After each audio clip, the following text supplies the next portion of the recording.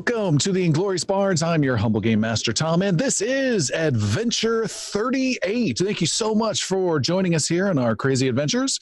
We are coming to you live at twitch.tv/IngloriousBards every Tuesday at 7 p.m. Pacific.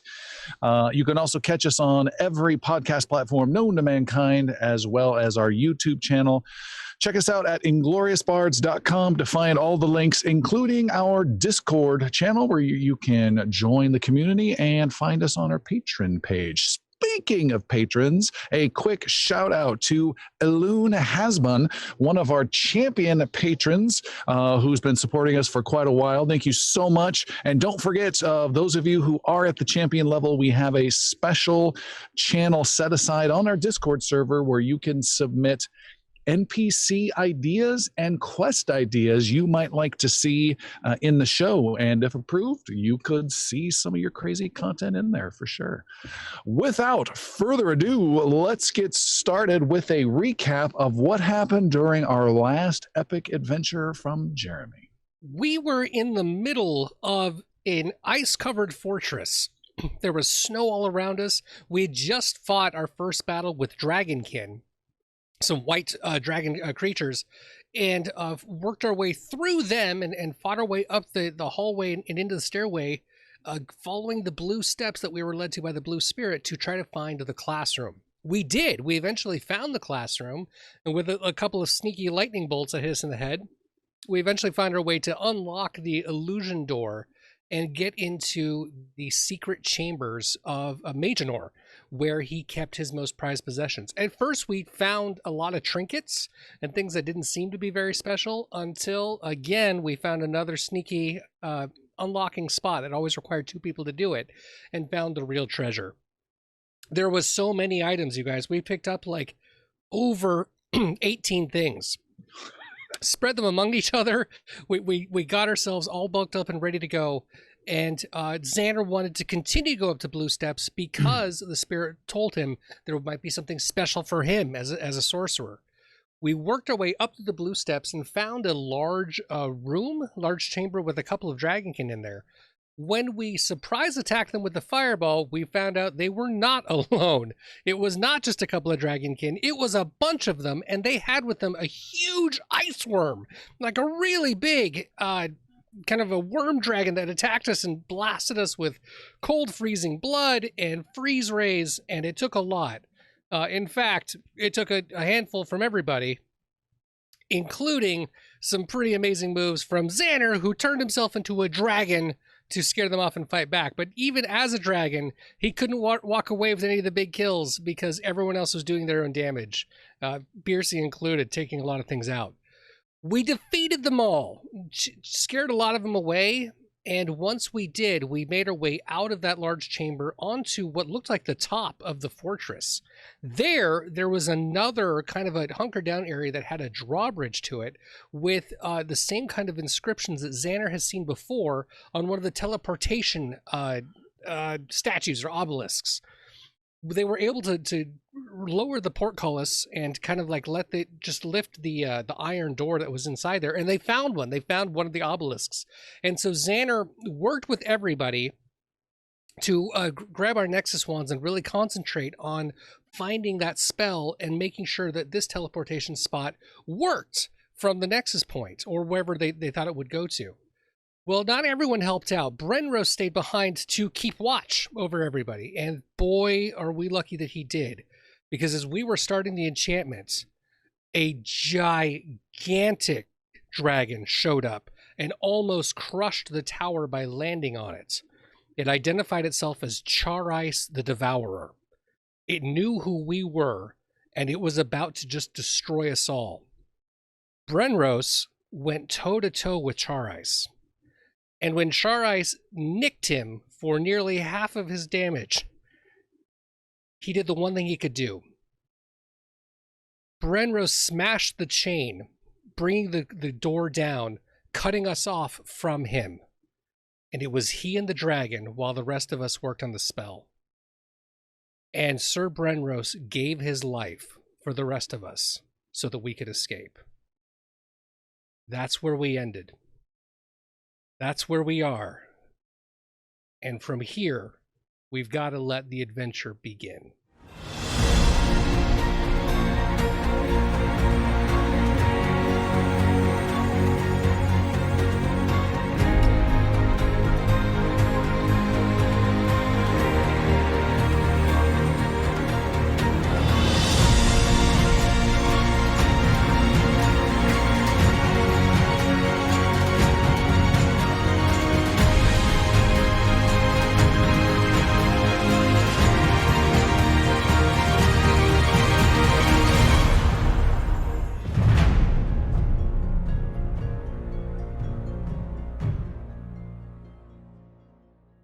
The old knight holds up his shield with the last of his strength before another icy blast drops him to his knees.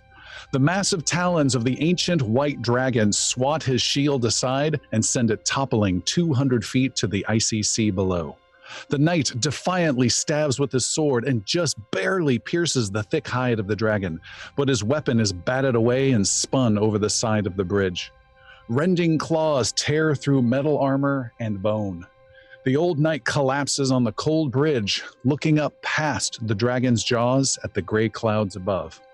He looks one last time at the cold snow drifting down and whispers something into the wind. The dragon, Char Ice, finishes the knight and sends his corpse over the edge. The beast throws herself against the massive metal door. There is a tremendous bang as the metal dents inwards. Claws tear into the door and pull it apart ferociously. Char Ice forces her head into the opening, spreads her jaws, and blasts the inner chamber with a wave of cold and ice. The room is coated in opaque ice with just a bit of a stone obelisk sticking out, but no heroes to be found. The dragon roars in frustration. Her prey has disappeared. She pulls her head out, flaps her enormous wings, and flies away with much more important matters to attend. But the dragon was wrong. The heroes did not escape the fortress. Holding hands to empower the Nexus runes, hearing the battle raging beyond the door between knight and dragon, the heroes frantically spoke their incantations to escape, but it was not in time. The metal door caved in with a huge dent, then claws tore into the metal door. Frantic glances exchanged between heroes as the incantations intensified. The last of the runes on the obelisk was still not lit with magical power. Metal was rended. A furious dragon thrust her mouth into the opening of the door, and she blasted the room with deadly cold. The ice struck not only the heroes, but the Nexus obelisk as well. Reacting poorly to the Nexus, the ice blasted back all around the obelisk. It encased the entire chamber floor in 10 feet of opaque ice. The cries of the heroes were washed out by the blast of the dragon. The half-elf, Yosoki, catfolk, halfling, and gnome were swallowed up and trapped in solid ice, encased in this chamber in a fortress over the sea. The dragon looked and saw no trace of the heroes. She roared and flew away. The heroes were frozen in both ice and time. They were trapped and unable to act, move, or even be aware of what had happened to them. Time went by, and several Colium guards entered the chamber, poked at the new ice on the floor, and walked away, completely unaware of who lied buried beneath. Hours ticked by. Snow fell through the destroyed metal door and drifted gently onto the floor of ice. Darkness fell upon the fortress at sea. Across the span, the Colium Dragonkin continued their work, their plan now moving onwards with no one to stand in their way. As the cloudy light rose the next morning, no one knew or even cared about the souls trapped in the ice. The darkness of night came again. More flying Colium Dragonkin arrived at the fortress, passing over the Nexus chamber. Another day passed, and then another. By the fourth day, the snow was heavy. By the sixth day, the great white dragon took flight and disappeared into the clouds. By the 11th day, the temperature dropped around the fortress.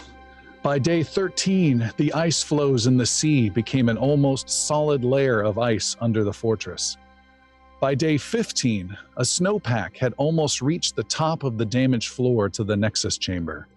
And still the days came and went, with only silence and snow to mark the passage of time. By day 22, no Colium guard could be seen or heard near the Nexus chamber.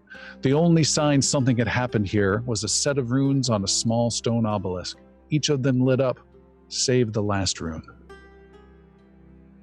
By day 60, all hope for the return of the defenders of the realm had faded in their allies and friends across Feren. Snow had completely covered the damaged opening in the great metal door the White Dragon had torn open 2 months earlier, leaving a darkened Nexus chamber covered in thick ice. And still, the snow fell and time went on. And now, 4 months later, day 133, a tiny section of the packed snow high over the damaged metal door falls away. A bit of cloud-covered light spills into the chamber. More packed snow falls and tumbles down the snowbank on the inside of the door. A gloved hand appears and pulls more snow from the opening, making it wider and letting in more light. An arm shoves more snow out of the way. The head of a figure appears at the top of the opening, cold air blowing out his warm mask.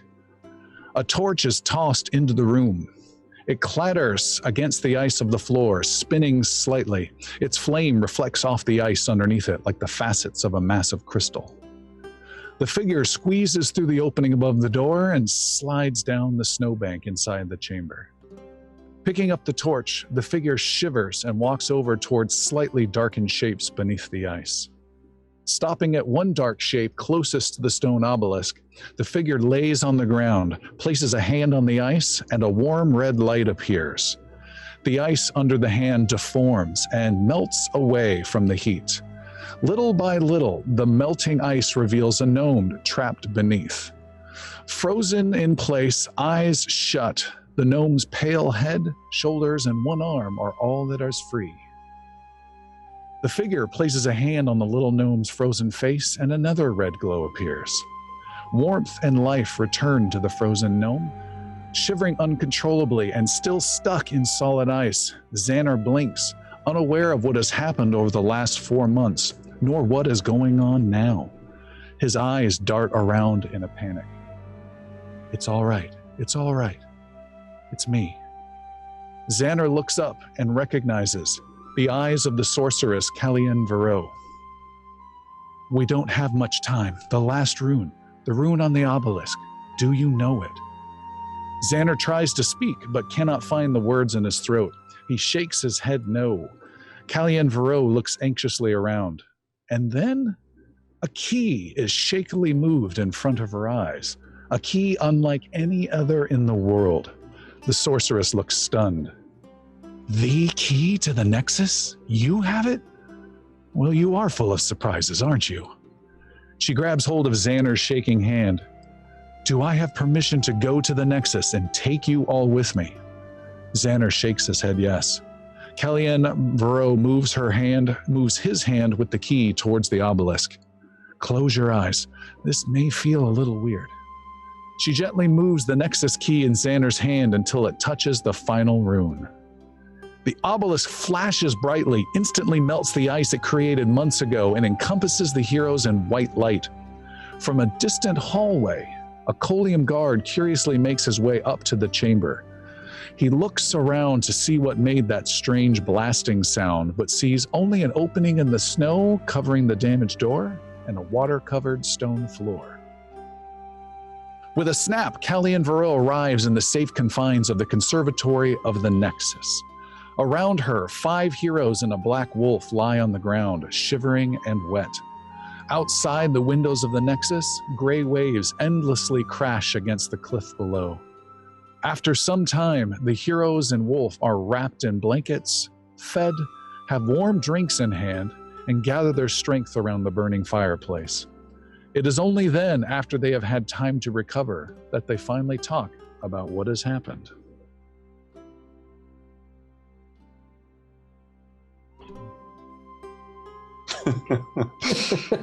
What has happened? I don't remember much. I remember Where's Brenros? And how did you come to find us? Where's the yurt? I don't know where the yurt is. You gave the yurt away. Yes, more importantly than the yurt, as Balik said, where is Brenros? He went to go face the dragon. And you, who are you? Why are you here? Giselle, I'm sorry. My name is Callian Varro. I know some of you, she says, nodding to Xander and Sildren, but I'm afraid I don't know the rest of you. I'm Palik. I am Master Yaru. Where is the yurt? This is Piercy, the rude one. A pleasure, I'm sure. Here, see the rude. Where? How did I'm confused. I don't remember a lot, but I remember, well, we were all working together to finish the Nexus portal and get the key to work, and then Brenrose slammed the door down on the other side because of something else he was stopping from us. And when it came through, you guys remember it was a gigantic dragon, but it blasted us with ice and we got stuck to the wall. And there was that's a the last thing I dragon? remember. It was the biggest thing I've ever seen. I heard a loud Did you noise. see- And I'm sorry, Balik. I'm just trying to. My memory is a little foggy, but Yes, I heard a loud noise and saw a large shadow, and then Brenros closed the door. And I heard chaos amongst our own chaos. you Seems saw a so. dragon, and that's probably not good for our friend. And we are I was facing the door and I saw some of what happened. I fear Sir Brenrose has given his life to try to save ours. How did you find us? I am a diviner of Azamir. A quite skilled one, if I do say so myself. And yes, I will have some of your hot cocoa. She takes Xander's and sits back. I was able to see you in a way. I have visions from time to time of things that will come to pass or may not come to pass, which reminds me, I do have a question for you, but I had seen you in ice. I had very slowly, took me many nights to try to piece together where you might be, and it was some effort to get here, get to where you were at and go unnoticed. And it's been some time. It has been several months since you were trying to escape that fortress. You were trapped in the ice for months. Brenros Months? fought this dragon months ago. That doesn't make sense. We wouldn't be alive. Yeah. What Santa said. It's the Nexus, the magic that you dealt with Char Ice and that obelisk. I wish I had a more clear answer. I am far more impressed by how in the world, no offense, you, little gnome, have the key to the Nexus. This is most impressive. I have underestimated you many times, it seems, and here it is. I have read about this place. I've been told about this place. I've dreamt as a student of me finding the key to the Nexus or being bequeathed the key and claiming for my own to the jealousy of all other wizards. And here you have it. That's very impressive. And I do have two questions. She's like completely ignoring all your just stunned concerns. I do have two questions. One, where is the Nexus connected to? we came through a non-normal route. I've always wanted to know. And my guess, and correct me if I'm wrong, the city of Canebryn. That would be really special, but no, you are wrong. Why are you so interested in the Nexus? And finding us? How could you not be? This is the Nexus. This is every wizard's home away from home.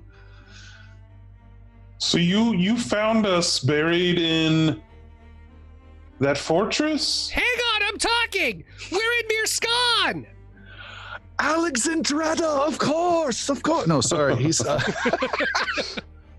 yes. Oh, I had no idea. Mirskan. That makes. Oh, I don't. Are you sure? Pretty sure. Mirskan? There was a temple where all of the different elements, we had to face different challenges for each element to get through, and I am an elemental wizard, which is why I was able to get access to the Nexus key. My second question, where is the goblin? He's one I kind of implied you might want to keep an eye on when we last spoke. It's a long time ago, but I'm sad to say he died defending the great King Feyon. I see. Well, not all of my visions come true. Tell me this, Gallian Vero. Where is the body of Sir Brenros? I have no idea. I shall go meditate upon this. And Yara's gonna kind of somber off and go into his lotus position for a while and meditate. And as much as we are indebted to you, Callie and Vero, you would not have sought us without good reason. Reason of frustration. Azamir is the most powerful land in all of Varen, but we are just locked in infighting and bickering over rules and committees of mages and theurgists and conjurers, and it just doesn't end. And we have another danger we are focused on to keep at bay, and everything happening up north, while we're very much aware of, is not being addressed at all by Azamir, and it's quite infuriating. They would be quite upset to find me here instead of in my office now. So I am here. Here. this is the Nexus, Piercy. This is what we were just talking about. You were in the Nexus. I only been in it the one time. It's all Me, right. me too. Welcome to the Nexus. Well, I knew what it was, but Fine. Yes. Of course. So to answer your question, the dragon queen, Char Ice, has come out of Jarvain, and she is on the offensive. There is a lot of chaos happening up north here. Up north would be anywhere north of us in Azamir, but there's a lot of trouble that's been going on in the last few months. I know a fraction, I'm sure, of what is truly happening. I'd recommend you talk with the locals to see what the real situation is. So I do not seek you out for any other purpose than to at least put something in motion up against this cold nightmare coming from the north while we focus on our efforts down south. What can we do against such a creature as Char Ice? That's a good question. Do you have connections? Do you know people? Did 4 months ago. But I imagine the world's a little different now. King Well- Feyon, as if he is still in power, is well known to us now, as we have helped him return to his throne. I think there are other allies that you have that you may be overlooking, and I have seen glimpses of them. My glimpses are of a cold and hazy future, but I have sensed a friend here in Mirskan of yours, a dwarf. A dwarf, he will proclaim there is but one path to take. His path is a dangerous one, but the only one worth taking in my vision. And his words and strength would be of use to you in this dark time. And there is another. Someone you know very well or barely at all, I am not sure. An old crone on an island. Someone who revealed secrets of an enemy to you, secrets that helped defeat an enemy of yours. I had a vision of you returning to this old hag as she holds a powerful secret about our new enemy here. There was a blood gypsy that gave us clues to how to defeat Captain Jagged. Is the dwarf that handsome fella? The town guard? He doesn't look that good. I mean, let's be clear. He's fine, but he's kind of gruff.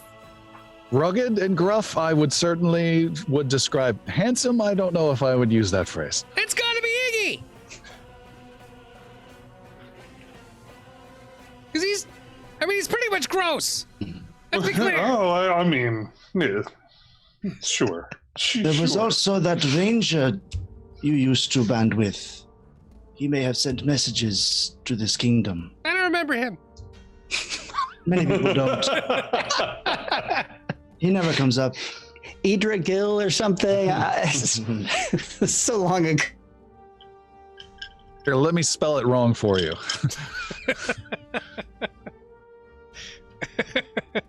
Well, Callian, thank you for rescuing us. I feel like this isn't the first time you've done that with this group. I hope it's the last. I do not like trouncing through the cold snow, trying to not be slain by a dragon, but I have also learned not to ignore my visions. I get more right than I do wrong. Were there any of the dragon folk at that fortress when you were there? There were. Okay. Did you kill a couple? I evaded them at all costs. They're fun to kill. And yet you draw a great deal of attention and possibly freeze yourself into eternity if you do that. Well, I was talking about the little ones. I don't, But thank you again. Of course. I'm so grateful to see you again. It's been a big change since the last time we talked, but it's always nice to have your help. You have been a big change. I remember blasting you against a tree oh so long ago. Me too. You're getting better and better. We learned a lesson then, did we not, sorcerer? I learned honesty is a very important policy. Very good. Very good. Never forgotten that one. Still twitches.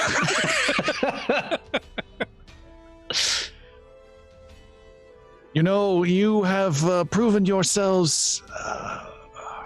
yourself quite capable. You have the Nexus in your hands. You are the second only owner of the Nexus in all of time. That is a great accomplishment. You have at least attempted to take on a dragon. That is an accomplishment of sorts, although the dragon is a great one. You are powerful. You are powerful. And I suppose my question would be, what is your name, gnome? My real name, which we've never spoken, No. is Xander. I'm the defender of Edlin Home and the defender of the realm. I am a champion of King Feyon. I am Xander. the keeper of the Nexus. Are we married to that name? Xander? Do you change though? That's my name. I'm Xander. You know, in some Azimir customs, when wizards attain a certain level of power, sometimes they can change their name. Something to think about. Just to think, there's the little thought in your head. What could I be? What would I? Don't I look like a Xander? What else would I have? I mean, if I put like a beard on, I could maybe look a little bit more distinguished. If I could like, it's weird though. Every time a gnome grows a beard, it's white. Have you noticed that? All of us. It doesn't matter how old we are. But I could do that. I mean, maybe I could change my name. I could be something different. I could I have a new starts name looking for around you, like it. Xander. What You would wanna- you call me? Renob. Renob, Yeah. the powerful. Yeah. All right. Renob the Nexus. I don't know if that one's really got it. I'm just kidding. Oh. Thank you again for saving us. We have so much. Are you escorting me out the door? No, Am I getting the social cues? We'll see you. We'll see you at level The 15, lady. music Bye. comes on. Would you like to come with us? I think we might have business with the king. I have no interest in meeting your king. I absolutely do not. I should certainly be going on my way. You seem to be in good hands. You have a capable healer in this druid, I would imagine. So I think I'm leaving you in capable hands, and you will certainly recover. I would say perhaps, this could be a poor choice. She motions for Sildren to come with her to a corner away from the rest of the group. Sildren had already stood up when she was All right. basically saying she was going to go. So, yeah. She reaches into a small bag deeply, quite like some other characters have done in our campaign, and fumbles around and finally pulls out a narrow book that's a little thick but narrow, oddly shaped, and says, looking at the wall here in the Nexus, "This has been with me for quite some time, and I was keeping it for a rainy day for some other affairs, and I would like it back one day, but I think this might be of use to you. It is not to be used lightly, and never to fall into the wrong hands," which I assume it would not, being here in the Nexus. And she hands the book over to you, Sildren. Sildren, takes it gratefully and looks at the cover. It says Azimir on the cover. This will get us to Azimir, I assume. She nods. She's basically giving you her number. Yeah. Page 35. Maybe I'll call you in a couple weeks. I don't know. She says, "Then I bid you all farewell and good luck, and I hope not to see any of you in my visions for quite some time. And I hope I do not have to call upon you, for then that means our danger to the south is in far greater shape, far worse shape than what the nightmare is up here." And she looks around for a door and finds one. We are indebted to you. But which door does she take? Yeah, she's Watch your step. in there. She opens up the door to the outside where the cold snow blows in, and she steps out and closes the door behind her. The rest of you are left inside this alternate safe reality known as the Nexus. Xander wants to turn around real quick and look out the window in the reading area to see what the weather is like outside of the Nexus. The weather is cloudy-ish, but there's no snow at all. The sea is dark. It's that dark, cold, like Atlantic, dark blue, dark, almost blackish sea with some white foaming things. And you got this huge drop underneath you of the sheer cliffs with your the structure of the Nexus crafted on top with giant waves just crashing up against the cliffs. Looks about the same. But you guys saw that snow in Mirskan? Yeah, we saw it. It's a winter time, yeah? Have you been a napping for 4 months? Yeah, so when did we get to that area? Like, basically, our time that we remember plus 4 months is when? It was September, around Yeah. September, when you began your But it was like a freak fortress. snowstorm, so that's kind of why, if anyone's confused, why it's still winter. We were inside of a weird snow vortex. Right. Or Charis's power, whatever works for Tom. Yaru just says, well, she mentioned we could ask around locally, but we also do have access to an entire continent with these books, if I remember correctly. We could simply go to Javin. I don't know if we have a book to there. Xander goes to review the books. You Hey, look at the but- books. Yes. Xander, before I've seen you do this before. Don't do it on a podium. Before you go running off, Yeah. let's all make decisions together. But also, you're the key holder for the Nexus, correct? Yes, I am. And Yaru and myself have been part of your group for a while. Do you think we've earned the right to get a key? Will you? I feel like I need to make you take an oath for something. But yes, I absolutely. If you wouldn't mind making this your home and staying here, then I'd be happy to give you some areas to do that. Yes, please. I think I asked you this last time and you went and ran off. I was a little uncomfortable last time, but I apologize for that. That's all right. I didn't know if we were ever going to see this place again. Come back over with me to the key room. Yaru goes. So There's a disco ball, some Barry White playing, a bed comes out of the wall. Special key key room. room.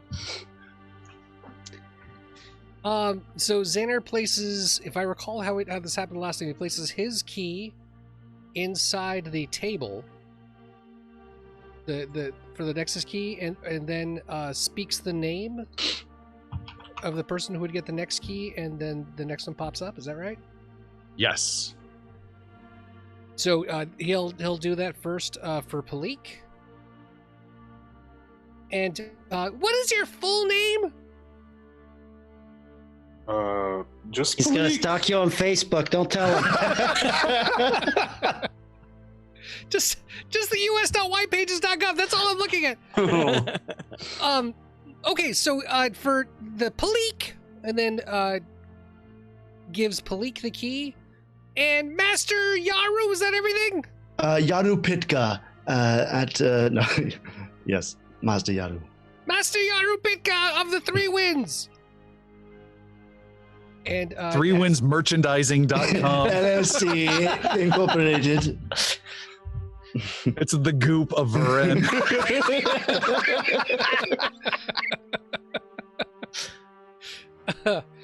So Xander makes 2 keys and gives one to each of them.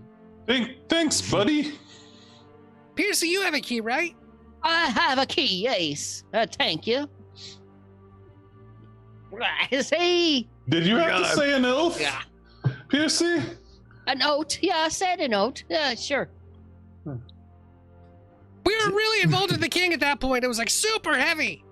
I don't really remember if I said a note or not. You oathed a couple of things. You did an oath to the king. You oath to the defenders. You were oathing all over the place. Yeah, oaths aren't really my thing, you know. I don't really have a. Well, I think I'm properly thought out. Should we go talk to that handsome dwarf? Igno the handsome, I think. Yes. What is? Since she left, I have also thought. Is there not a place for the Knights of Brenrose's table? We may go talk to them as well. Well, I mean, Oh, yes, the order. nobody saw him fall, right? Callie and Varan didn't see a body. I mean, we didn't see him fall, but we did title the last episode at that way. But at some point, we have to go back to that fortress, right? I mean, if we want to tell his, I guess, yeah, maybe She getting said word she to was- his queen. She said she was watching us from a different plane, and when I asked her where he was, she did not know. Exactly. For me, this is enough that he is not on this plane. Okay. I mean, I'm not giving up hope that we'll see him someday. Not until there's a body. Actually, Tom, is there a way that I know that the Nexus key evaporates or goes away from the different owners as they no longer need them, or if they can't keep them anymore, like if they die, right? That was one of the things that was in the rules of the Nexus key. Is there any way that we can trace or identify if Brenrose still has a key? God, we're getting friggin' CSI on here. Enhance. I'm just trying to get it so we can mourn him a little bit. Yeah. He's not dead. It's not dead. Closure. Yeah. But we have I need the body. Game of Thrones watcher. I'm like, uh-oh. I'm looking at Antoria's note, but I don't see it in there. So let's say there's two things that can happen with the key. One, it can be destroyed. The copies can be destroyed, not the original. The copies can be destroyed, but you can't detect if the owner's dead. And then Xander has control of the master key and can willfully at any time just speak to his key to remove a copy of the key. So you can go to the key room right now to check if it's been damaged. Okay, I'm going to go ahead and do that since All right. That's right where I was.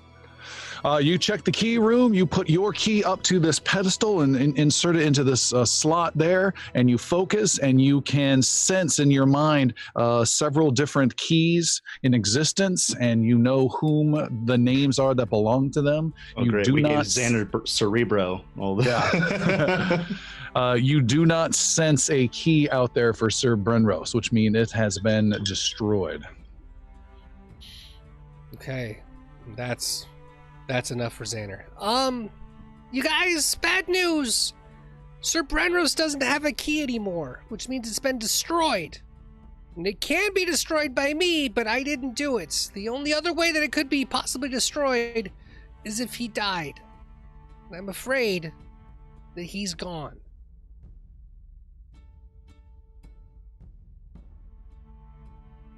That's very sad. What you mean, yawn? I mean, he's dead. We're not going to see him again. And we must tell his order. And probably the king. Of course. And the queen of Calivier. Well, they would tell him.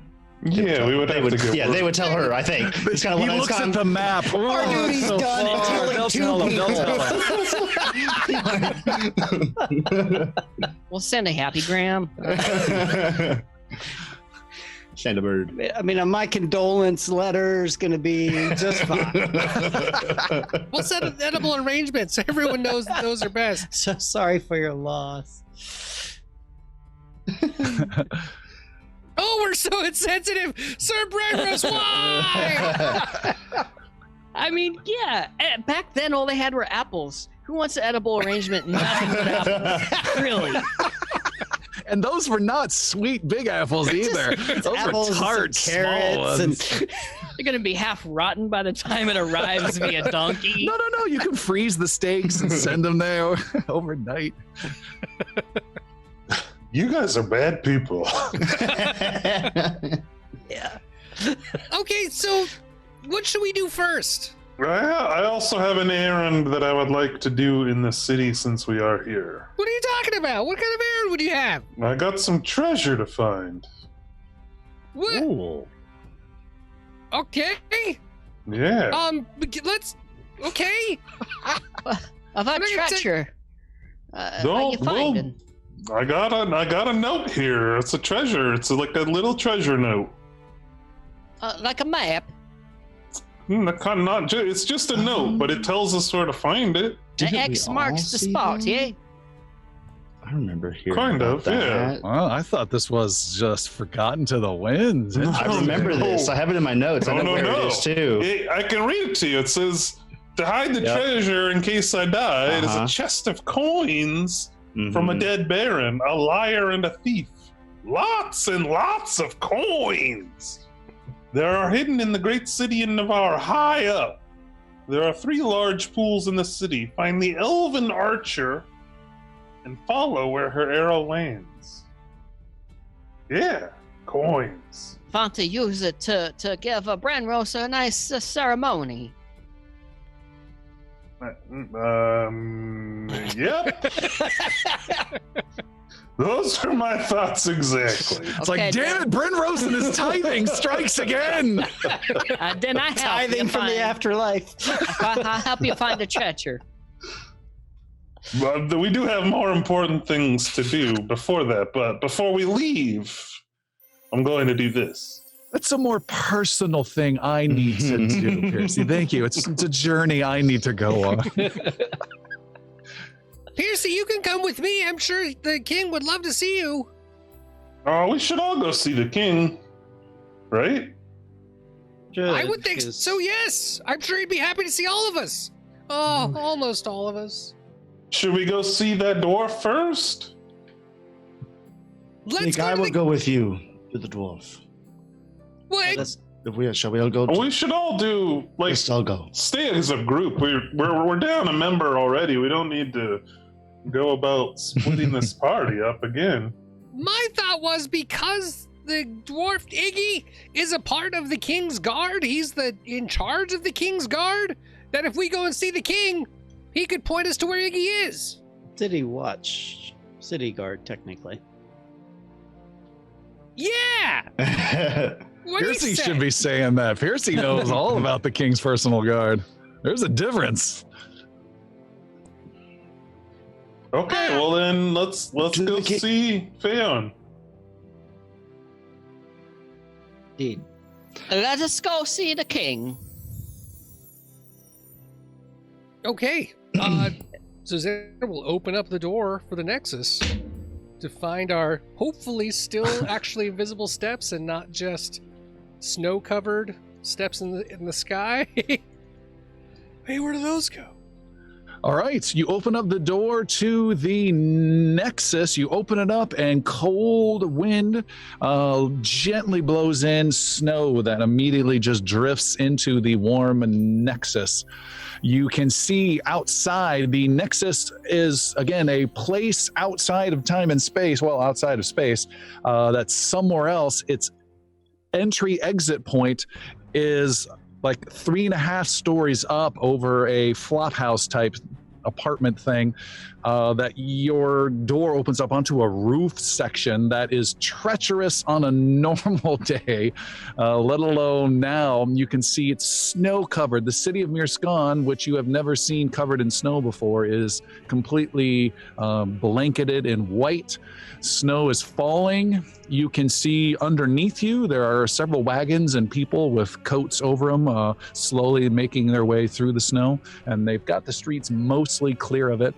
And life is going on here in Mirskan, but it is a little more subdued and definitely cold.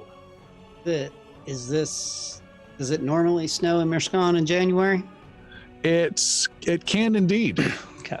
But does it snow in August? That's the question. But it's January. Is it? I don't know anymore. Assume. That because it's January in Oregon. Sildren, I guess, now questions that and takes stock, and like knowing what he knows about nature, looks around and tries to figure out what time of year it's actually supposed to be. Make a nature roll. Yay, first roll of the night. Oh shoot, I just closed my foundry. Crap, no more rolls. Yeah. Sorry, I have to get logged in again. By the way, the VTT is not showing up on Twitch. It should once a roll is made.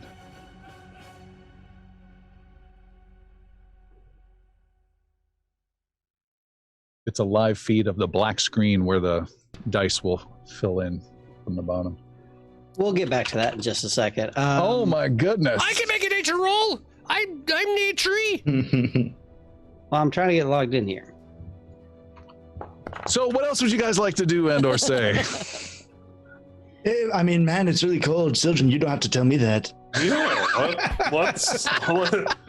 we're standing out here freezing our asses I'm I'm off. not gonna roll a 2 after all of this. I'm practically naked, man. Let's go. We're heading towards the castle to see the king. All right, you Piercy guys. proudly in the lead. Yes. You still have the tabard of the king, yes? Dude, yeah. It's in my closet. You want me to grab it? You're always welcome to. You guys walk out of the Nexus onto the roof, carefully make your way across slippery metal plates bolted into the roof, make your way over to the Widow's Walk and into the 3rd story, make your way down. You walk past the owner who's just by the front door, just looking at you curiously as you stroll on by.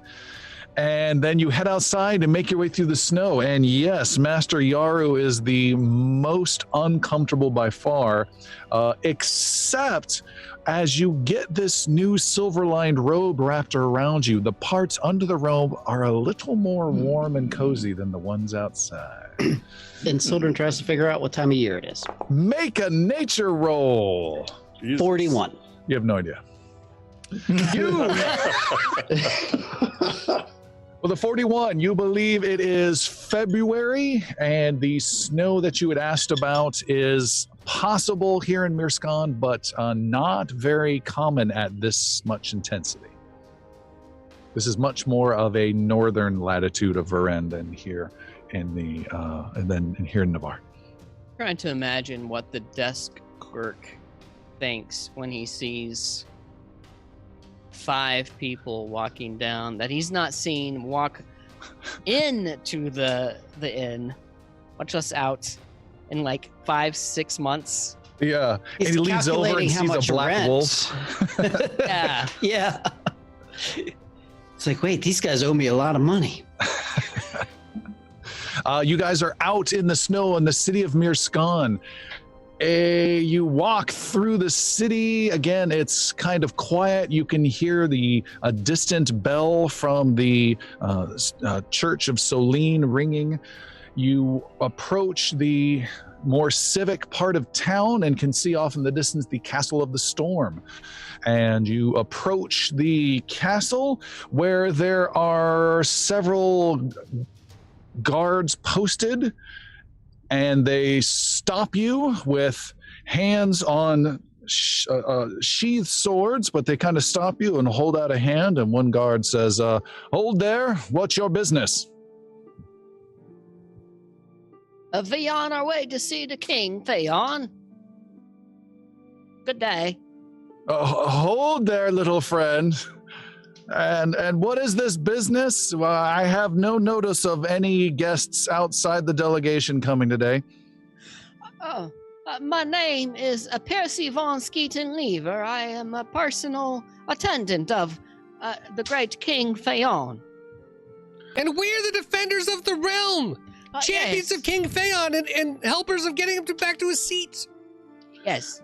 I'm afraid that the other guard says, no, they're telling the truth. These are the defenders. I've seen them. And the first guard just raises his eyebrow. His buddy pushes him back away to make room for you guys to come through and says, come right on through. Sorry, come in. Thank you. That's damn right. Difference in acknowledgments, but all right. You step inside the Castle of the Storm, where you see there are a few more royal guards there, standing at different hallways. You also see there are more guards here than you normally imagined. You see there are a couple of official-looking dwarven guards standing next to them and eyeballing them closely. You even see some Ysoki here standing guard in their very official formal, not armored per se, but just official dress garb. And every single one of them nods and smiles at Piercy upon seeing him. Is that like the picture of like the UN with like the guy in the native garb and like everybody else is sort of thing? Sure. It's more like a family reunion where you're just like, hey! A gentleman you've never seen before, wearing some slightly fine clothes with an armful of scrolls, comes scurrying away from the guards and this big thick door that you were approaching, and comes scurrying over to you and says, yes, what's going on? Who are you with? I'm sorry, I thought everyone was already here. We are with ourselves, but it's been a while, but we are coming to see the king, King Feyon. Can someone else speak on behalf? I don't need one of our guards. I need one of you. Yeah, we're with PS 125. We got lost with our group, and we're looking for. You were supposed to hold. Who's your walking buddy? No. We're walking. We're stopping. This is just my tabard. I used to be King Feyon's personal bodyguard. I am Percy von Skeeton-Lever of the Skeeton-Lever family, so you know many of my cousins, I'm sure. And he's a defender of the realm! We're the champions of King Feyon! We were sent as ambassadors to Iveron months ago!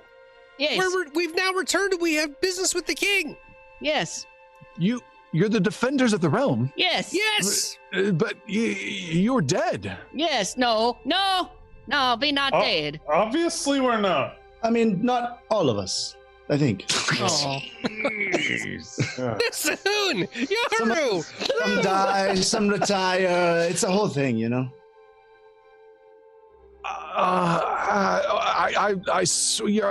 Of course. But it's not a good time. What is happening? What is going on here? This is not normal. But it's not a good time. Well, there's the king's having an important meeting. How important are you? No offense. I mean, very important. Yeah.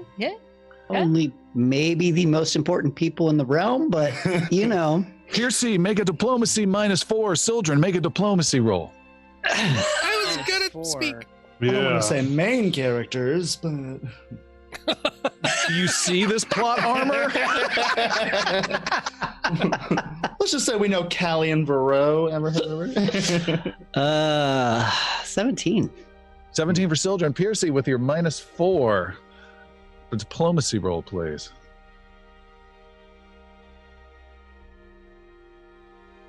Piercy is stunned silent. Where's diplomacy? It's under In your It's- skills. You can do the main page as well. Alphabetical. Crafty deception. You're obviously diplomacy, using a there lot. it is. And Chris, don't talk right now, okay? 29. A 29, really? Because of your bon mot awesomeness. Yes. Super diplomatic. Yeah, he says, of course, come this way, but just try to not interrupt and yes. Yes. Don't interrupt, please. Thank you. What? And he comes over, drops some scrolls, picks them up, takes you over to the door. He knocks 3 times and leans in hard to open up this big, heavy door. Inside is a large meeting room decorated with fine tapestries going over various different lineages and great events from Navarre. There is a huge, thick table. You have sat at this before during the king's return. There are 30 chairs there. There are about 10 people of human, elven, and maybe a halfling in there as well, who are wearing some fine clothes, but decorated with more of the official Navarran colors. And also at this table are about a dozen dwarves, also looking pretty strong, but in official looking garb.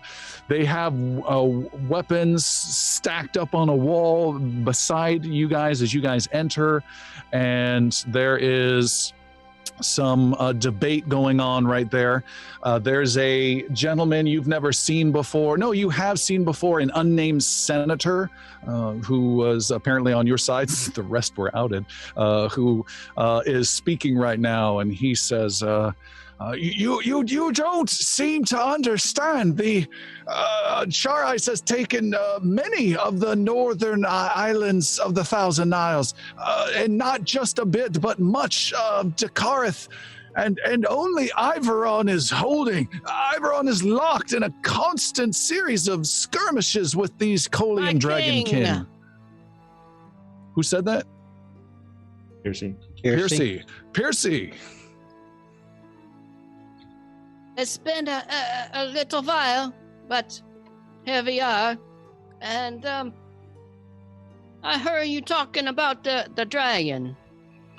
King Feyon is here. He is standing up, looking at a giant map of Varen while these others debate behind him. He turns around, hearing you, and takes a deep breath and says, "My defenders, it is good to see you.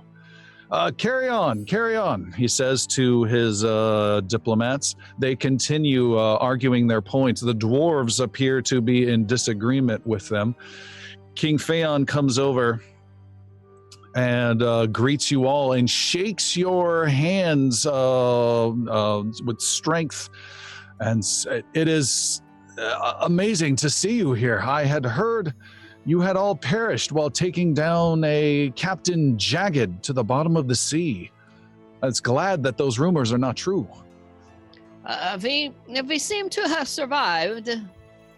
Yes. It is he who was sent to the seafloor.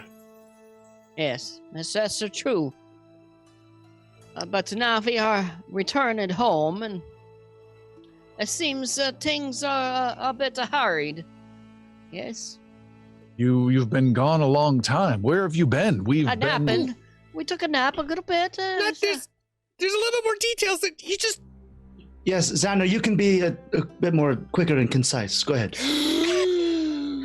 Okay, so we fought Captain Jagged and we had to take the whole thing out, and we ended up sinking the whole thing in the process, but we were able to escape, and we got through the 5 spires and took the whole thing down, so he's never going to come back ever again. He's completely destroyed. But as we were taking our rowboat out, we ended up on a little island from this area, but it was covered in snow and ice everywhere. We found this whole fortress of a guy named Magenor, who was a big wizard who was really studying about the rift, and while we were there, we found a bunch of dragonkin, and that's where Charis came from, because that's where the dragon came from down from the north. They were interested in the rift and something else, and while we we were there, we found the Nexus Stone, but we tried to use the Nexus Stone to get back to the Nexus, but Charice killed Brinrose! And then the Nexus Stone froze us because there was a blast from the ice or the fire and the dragon, and it all came through, and we got stuck, and we were frozen, and we couldn't get anywhere. We were held there for 4 months, and then Callie and Vero came and picked us up and then brought us back to the Nexus, and that's how we got here. And like I said, here we are.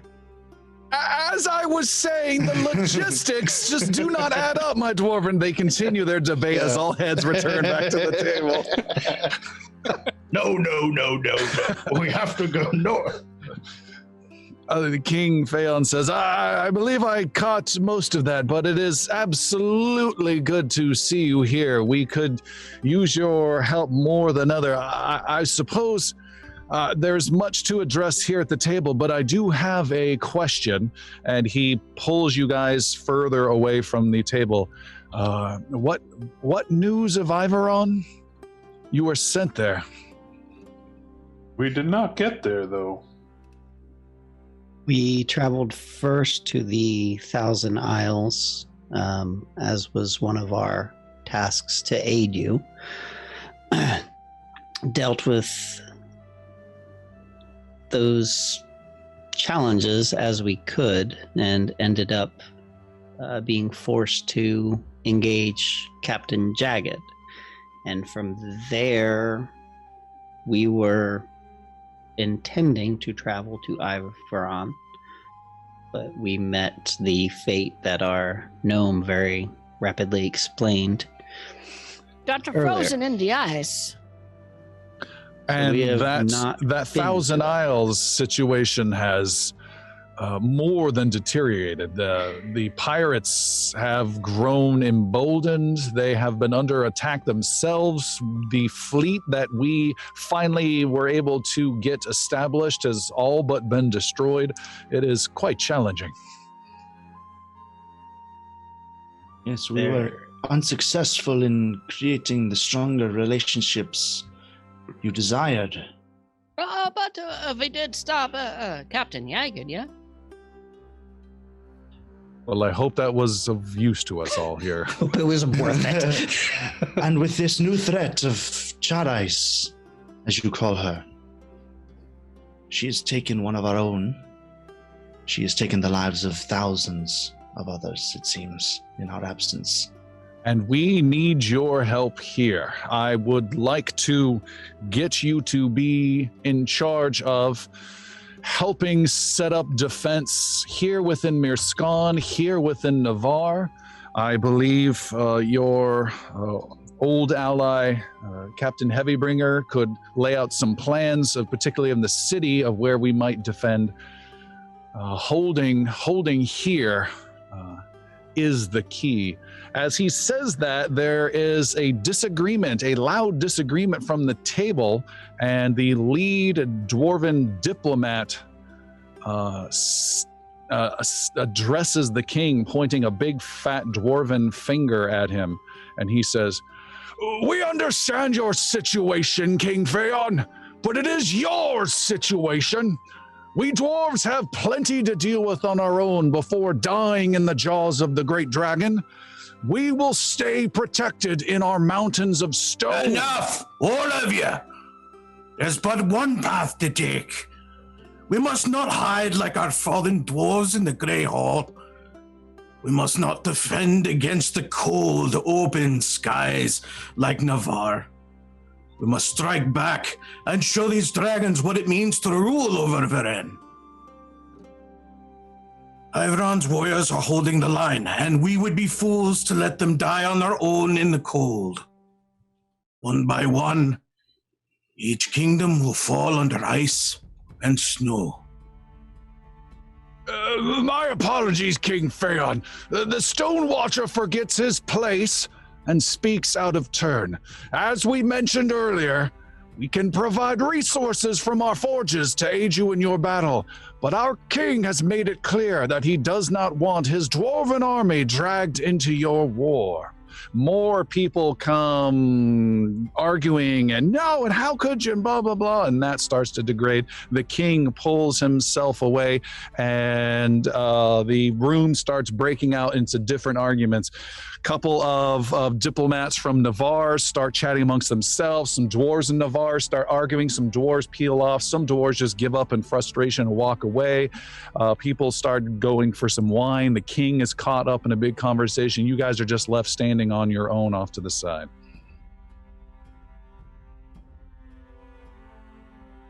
You guys, I don't want to stay. No. This is why I said we shouldn't have left the Nexus. We should find Iggy, and then Callie and Varro spoke of the Blood Gypsy and her ability to aid us again. We need to seek her out once more. Hold on. That dwarf, he just said there's a one path to take. Didn't Callie and Varro say something about that? She did. She said that there was going to be a strong dwarf that was an ally of ours that has a path, and it's only one path, and we need to follow that. But that's not Iggy. That usually means we should stay away from that guy, right? And Well, yeah, the king, it's probably not Iggy because the king just told us to talk to him to defend, he would tell us how to defend this city, which... That is not our path. No. I don't want to do that. I don't want to stay and do that. I'm going to go get him. Is that dwarf still around that spoke? Yeah, and none of the other dwarves are talking with him at the moment. He is dressed differently than the others, and he appears frustrated. they put a dunce cap on him. He's facing the wall. What did they call him? The Stone Watcher. Stone Watcher. Which makes sense because he's looking at the wall right now. Piercy goes over to the That's stone. why. Yeah. Let's go talk to him. Piercy, are you leading the way, you said? Yes. Are you really going to let Percy speak again? Is that how we all die? Yep. Excuse me. He taps. I guess Piercy and Stonewatcher are about the same size. He's bigger, a little bigger. Yeah. Okay. Pardon me. You're Suki. I know your kind. I've seen you before. Yes. Yes. I know. We don't historically have the best. How you say? The best relations. But I heard you say something that caught my ears. What's that? I say lots of things. About the one pat, only one pat, to get us through this time. Yes, You understood him? I speak his language. It's R2D2. Yes, I was referring to our options. We don't have many. The great hall that I come from is constantly beset by the undead, and they have it fine. They've been fighting there for years, and nothing's changed. The undead come, and we swipe them down, and that's never changed. But dragons are on the wind now, and they don't recognize it. It's a danger for us all, and I tell you now, Yosoki, that cold is going to get worse. It's going to get much worse before it gets better. Yes. My name. Hello. I'm Percy von Skeeton-Lever. I once was a King's Guard. Are you wearing your tabard? I am. Yeah. I recognize you with your fancy blue stripy. It's very nice, by the way. I like the color. Thank you. It's I tried to keep it clean. Percy von Skeeton-Lever. I'll write it in my scroll here. Yes, you got it. Pronunciation's not a matter. It's okay, it is then.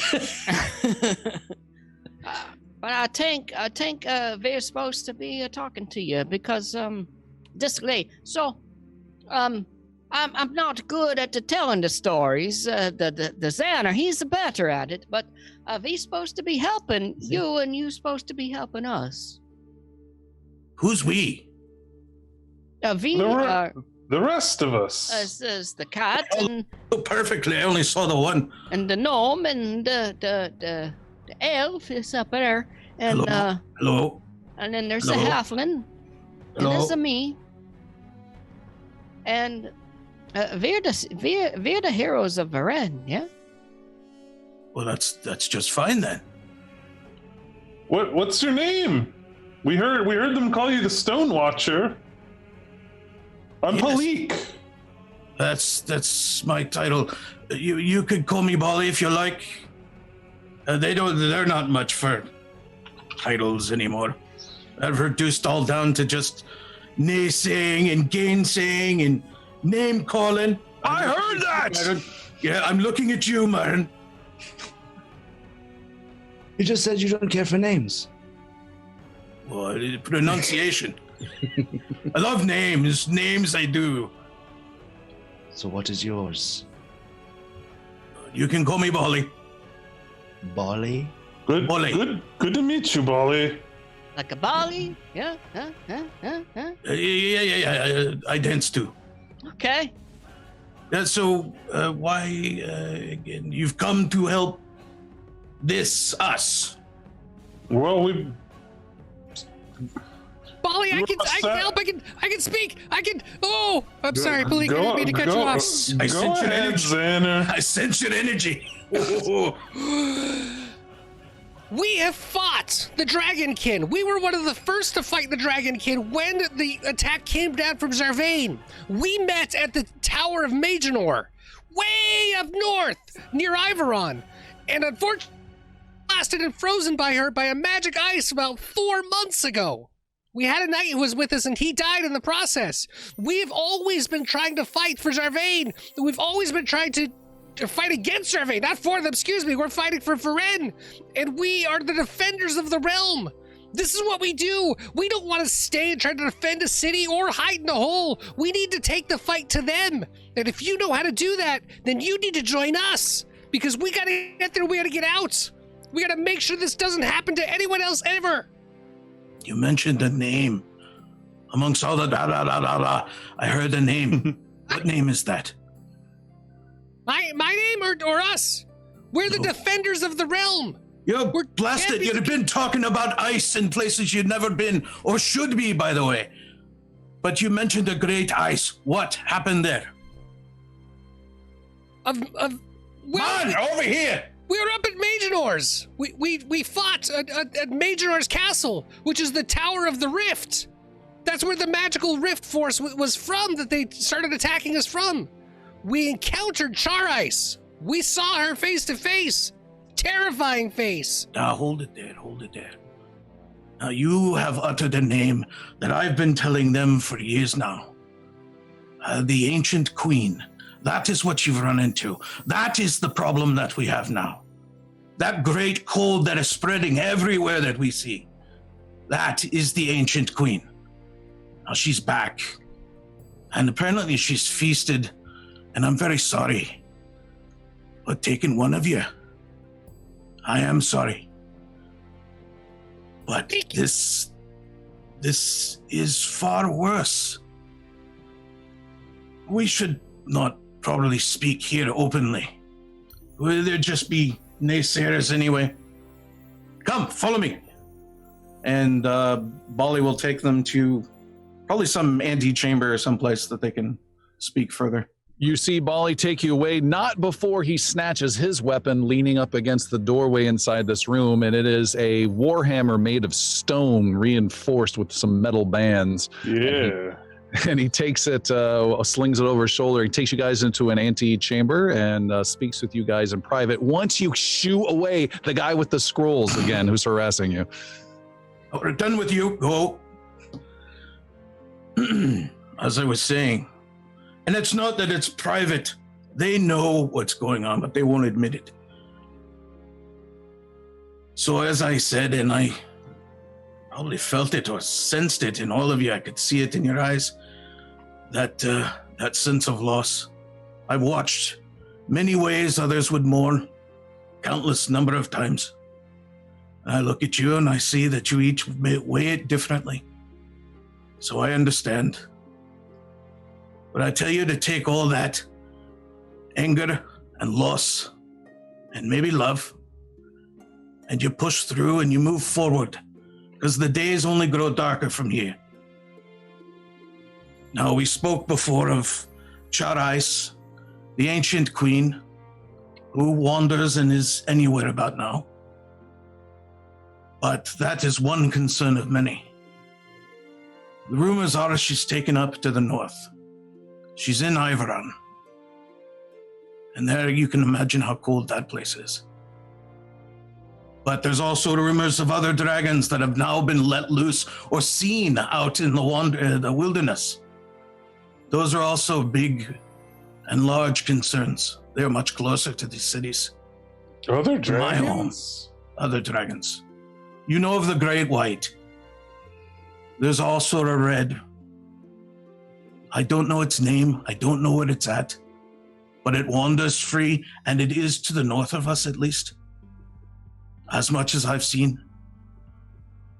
The dragons cannot be set to wander around.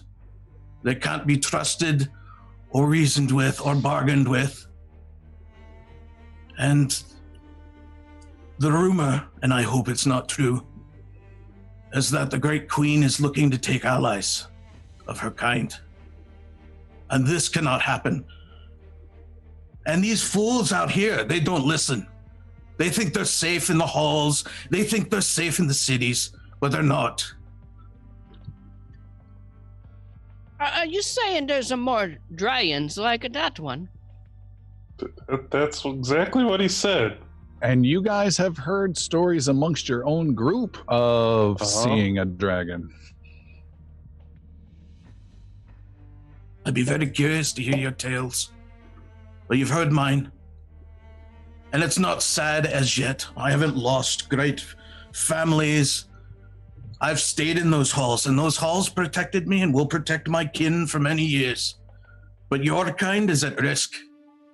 You want to take the fight to this dragon? Absolutely.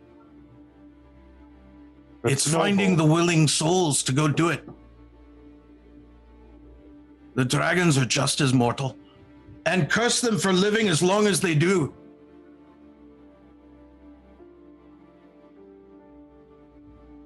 Bali, gain a hero point. Hell yeah, I want to join you on this quest. Let's go. For real. Jesus.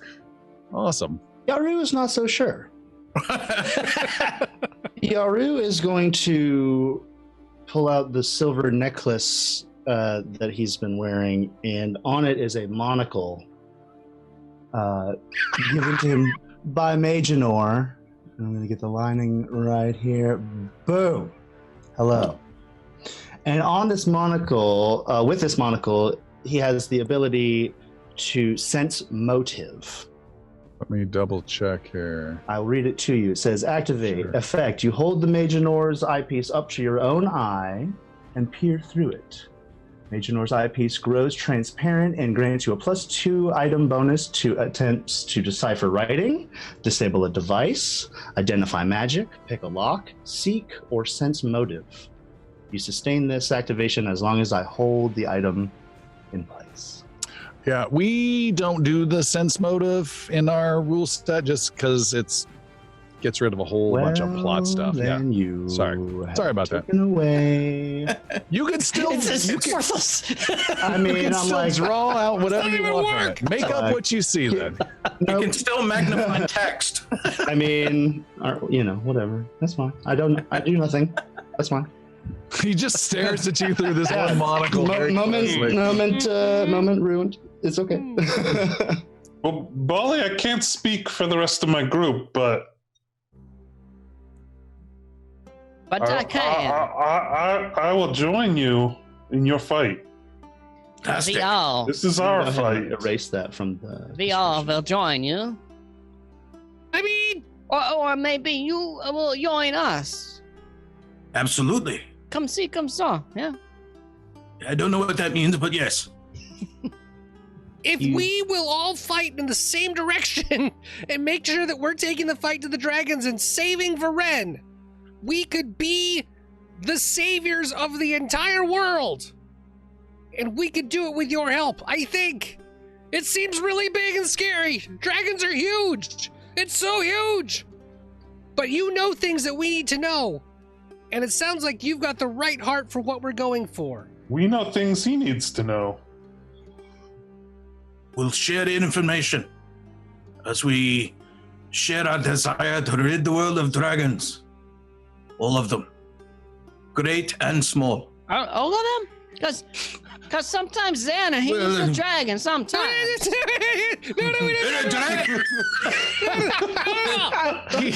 He changes his form into a gnome every now and again. Just a sorcerer. I got a funny hat and robes that aren't warm enough. That's all. I have other tricks. I could be a bug once in a while, but we don't worry about that. I can't be a bug, but I feel where you're coming from. Right here. Do you think that we need to go straight to Iveron? We need to speak to the blood gypsy. Bali, I am Sildren of the 7th Conclave. Welcome to our merry band of misadventurers. Seventh conclave. Yes, it's right after the 6th one. And before the 8th. You would Indeed. think that. It's like the SEAL teams. They don't really make any sense. They just are all made up. A diviner of great strength has told us to seek a blood gypsy who has given us information before that will help us in our path to destroy Char Ice. That, I believe, needs to be our immediate path. A blood gypsy. Indeed. You'll have friends more than I do at the moment. And you currently outnumber me. So I would follow along. You all seem to be on the same path. Yeah. Very well then, let's consecrate this. And Whoa! Not that kind of party, man. why does everyone always say that? Consecrate. Crate, C.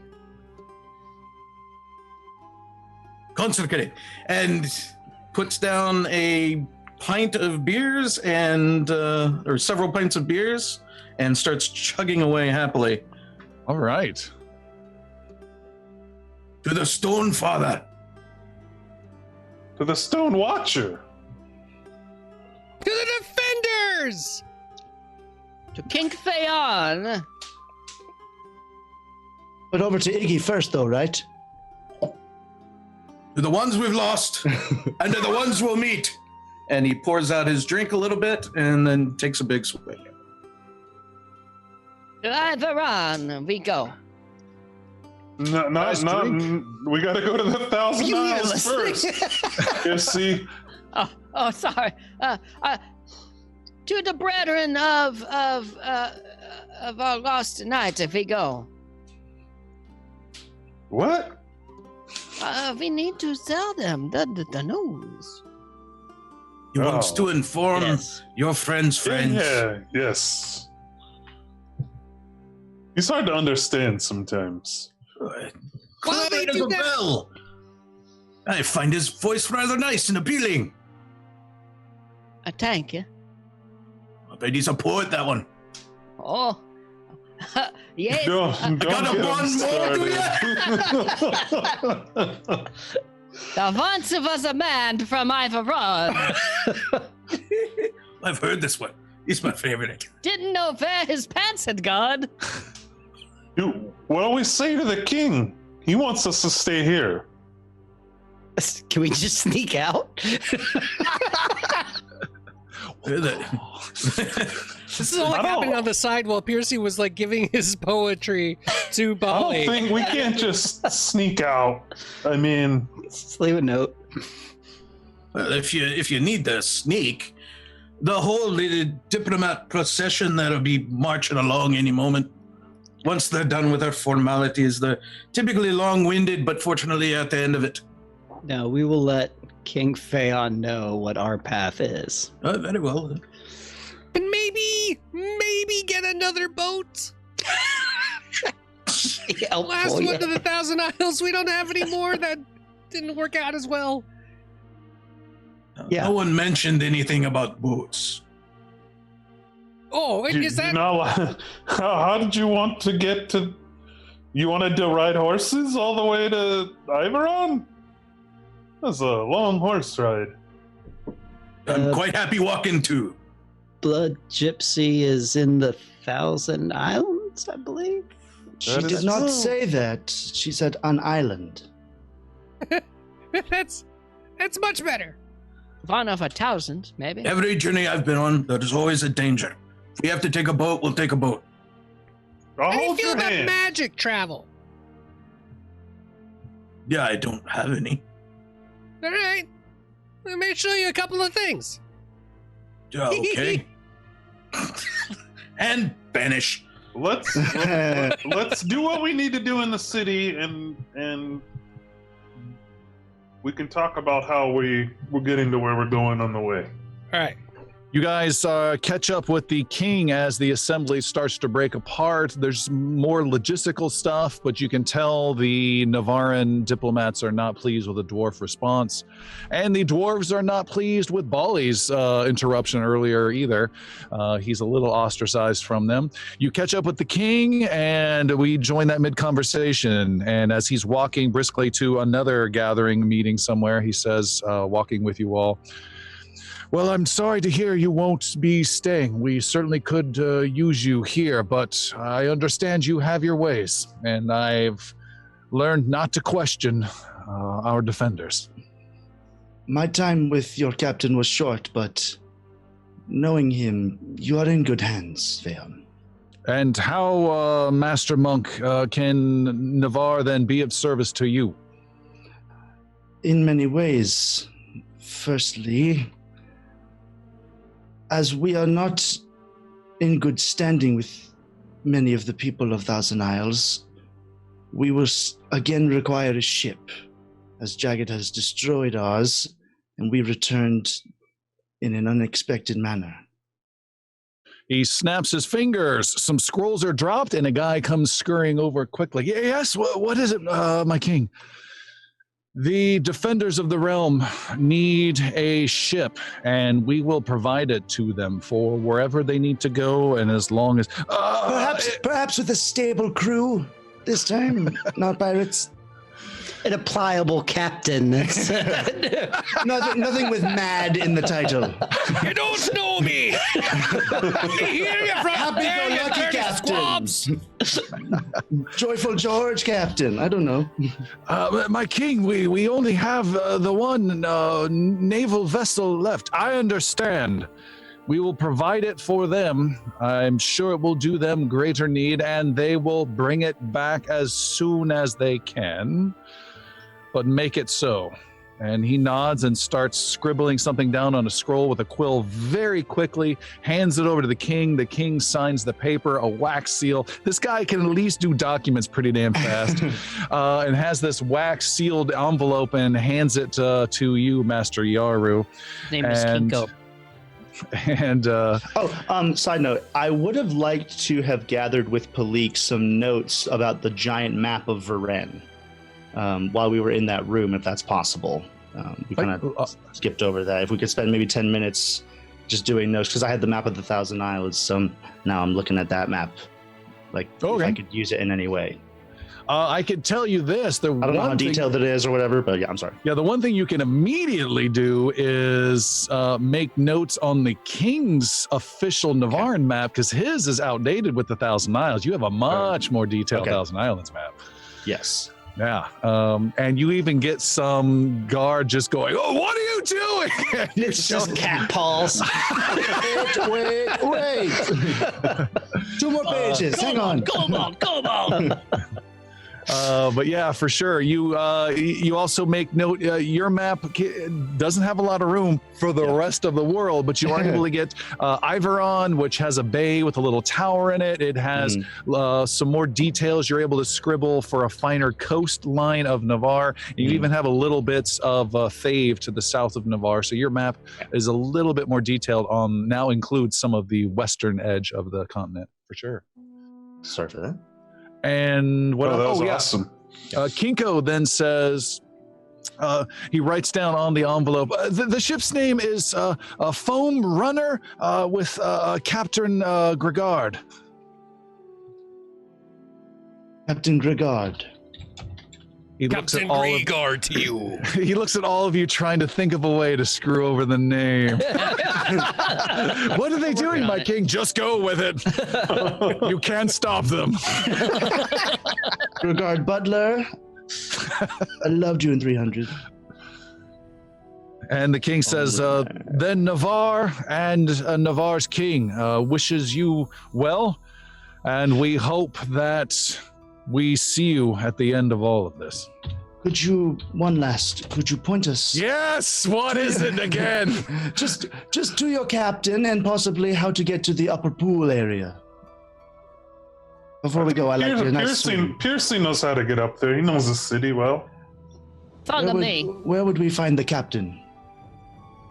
Captain Heavybringer is, I believe, mounting some defense on our upper walls today. Very well. We shall not waste any more of your day. That's a dwarf name. He is a dwarf. Oh, I like him already. Wait till you meet him. You guys He's kind of an asshole. Where are you headed? Do we want to go to Brenros's the take Order care of the of that Vigilant. real quick? Yeah, thank you. We must not be too far. And the Temple of Solene, I believe we should give our regards there as well. Do sure. we want to let Iggy know first about Brenrose? So that he can. The order doesn't matter too much in which we do that. Whatever's close, go to whatever's closest. It's not like one's going to tell the other. It's all up to you Right. guys. They're not too far away from each other. let's just do Landbury Home and then the church. And Ooh, then... he knows the name. Nice. All right, you go to Oh, Landbury. You want to talk about Yaru's maps? Alistair's maps are detailed.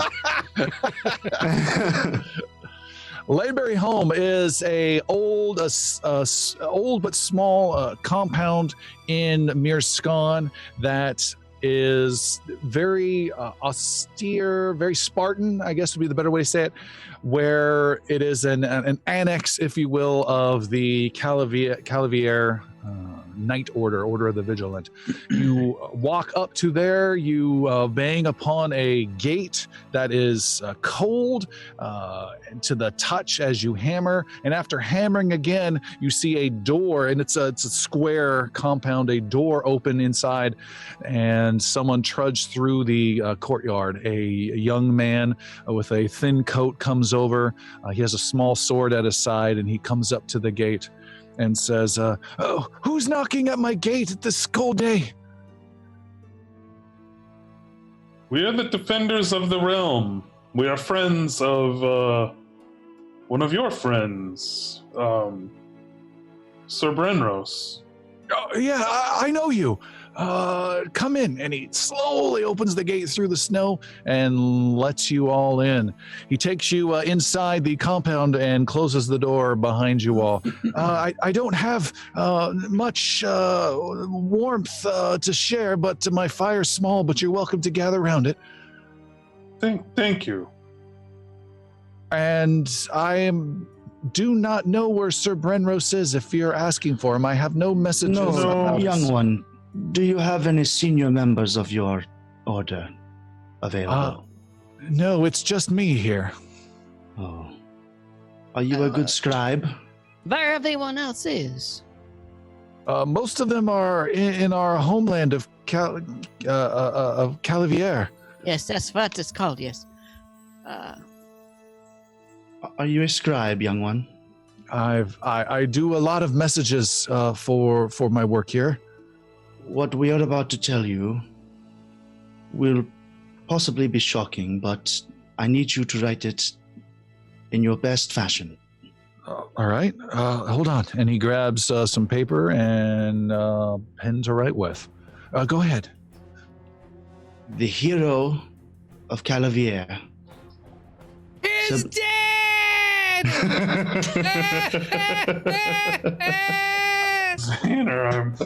I want the note to say that. So. How many H's is that?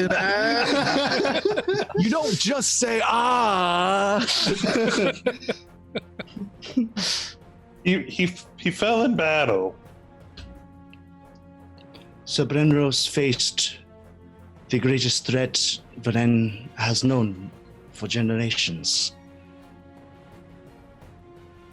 But with Calavier's help, Navarre can remain strong, and the threat will be quelled. He's gone? That's hard to believe.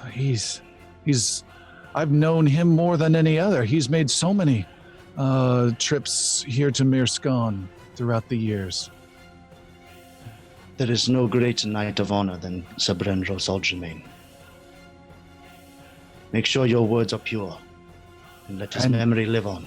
And to be clear, how did he fall so I can report back? I did not see him take the last blow, but the great dragon, the great white dragon, he faced her himself and protected us. That is what we do. Helping us get home so that we could be here. He sacrificed himself for our lives. And this is Bali. Oh. Totally Bali's tending to the fire.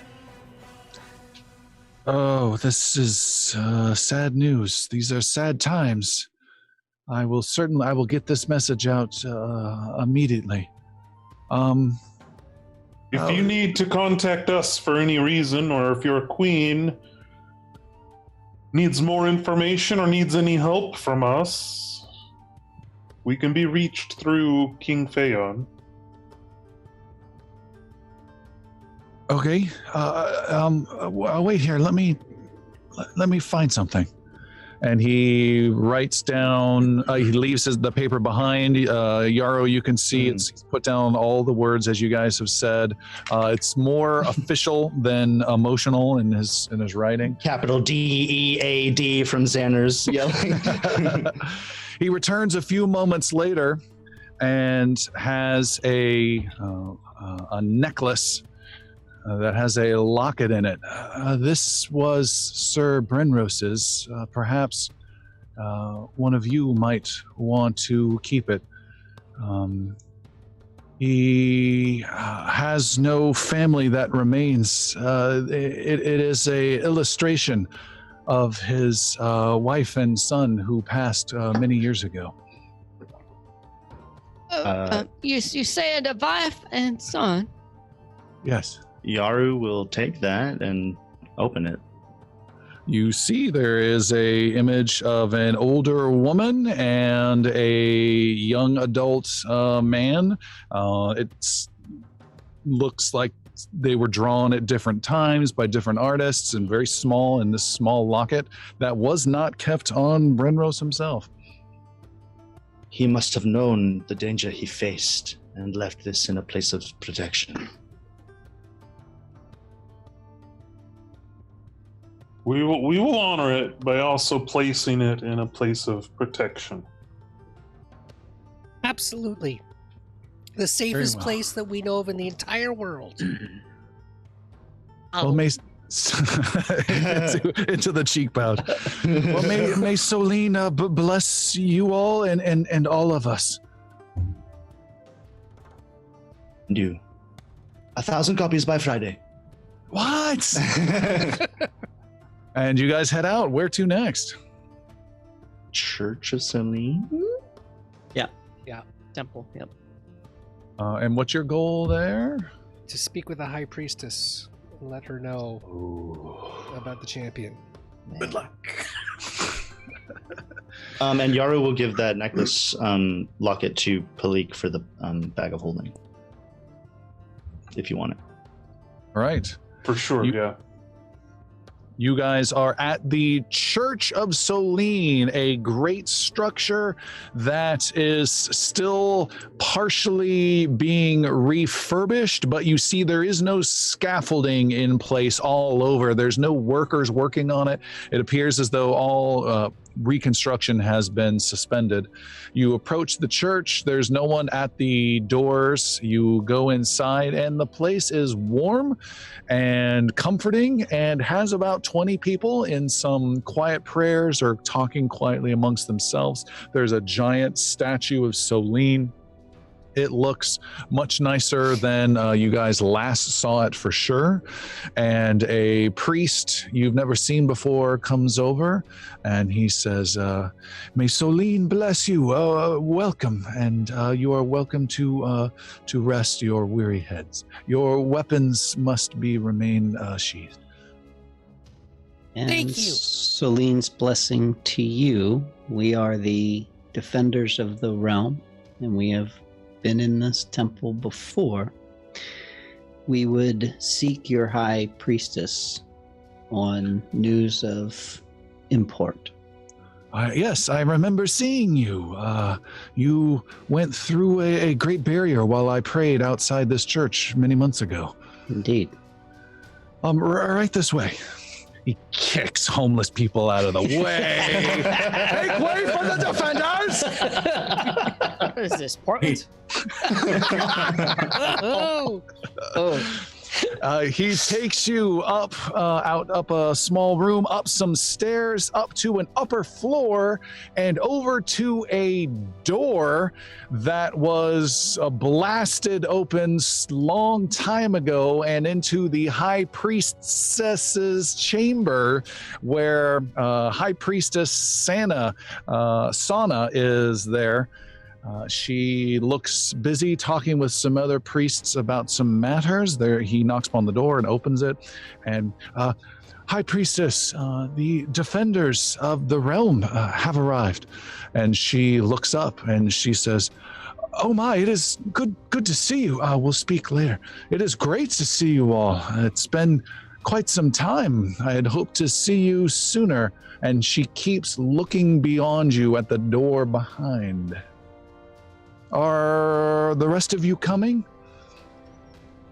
That is indeed why we have chosen to visit you. There's no pleasant or easy way to say this, but Sir Brenrose has fallen in battle and is now with Soli. And we felt it was important for you to know that as well, before we travel on to to fight and challenge the evil that has taken him. I am grateful for you sharing that. I had a deep feeling some long time ago that something had befallen him. There was a morning where I felt something strange in our service. Some people claimed it as an ill omen, but if you look closely on your way out, you can see our great statue of Solene has a crack at the bottom left of her stone shield. And it appeared that day. If it happened some 4 months ago, it is no coincidence. She nods. That is a loss for all of us. Really he creepy. was the best of us. Saved my life at least 5 times. And he sacrificed his life for all of ours. She brings you all in, and it's a little mini huddle type thing for a prayer to Solene. Bali, do you join in this?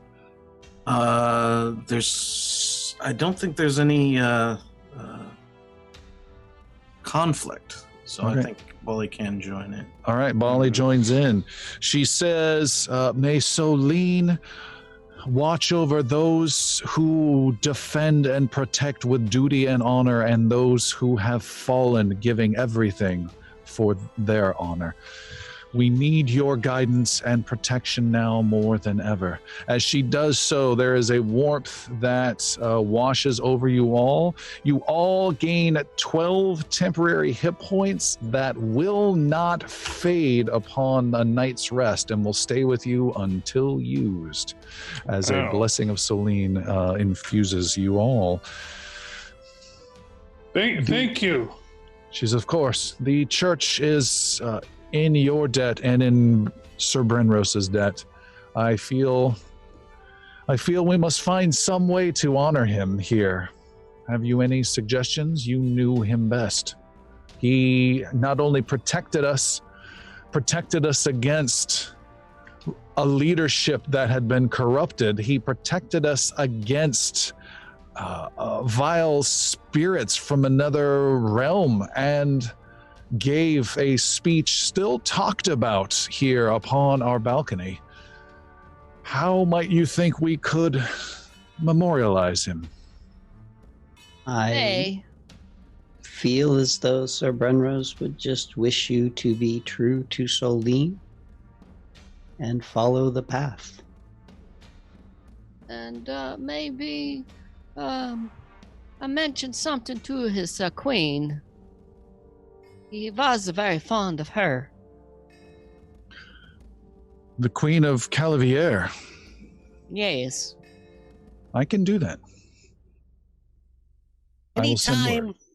I needed a reminder from Brenrose about what the right path was, and how to stay true to myself and how to be strong, I was always reminded of him by his gentle and strong hands, either in prayer or on my shoulder or in giving. If you did Sorry. a statue or a window or something that represented him and his strength, not just the shield that he was known for, but his caring and his dedication, I think that would also show others and remind them of the right path of Selene as well. You speak well, young gnome, and so it will be done.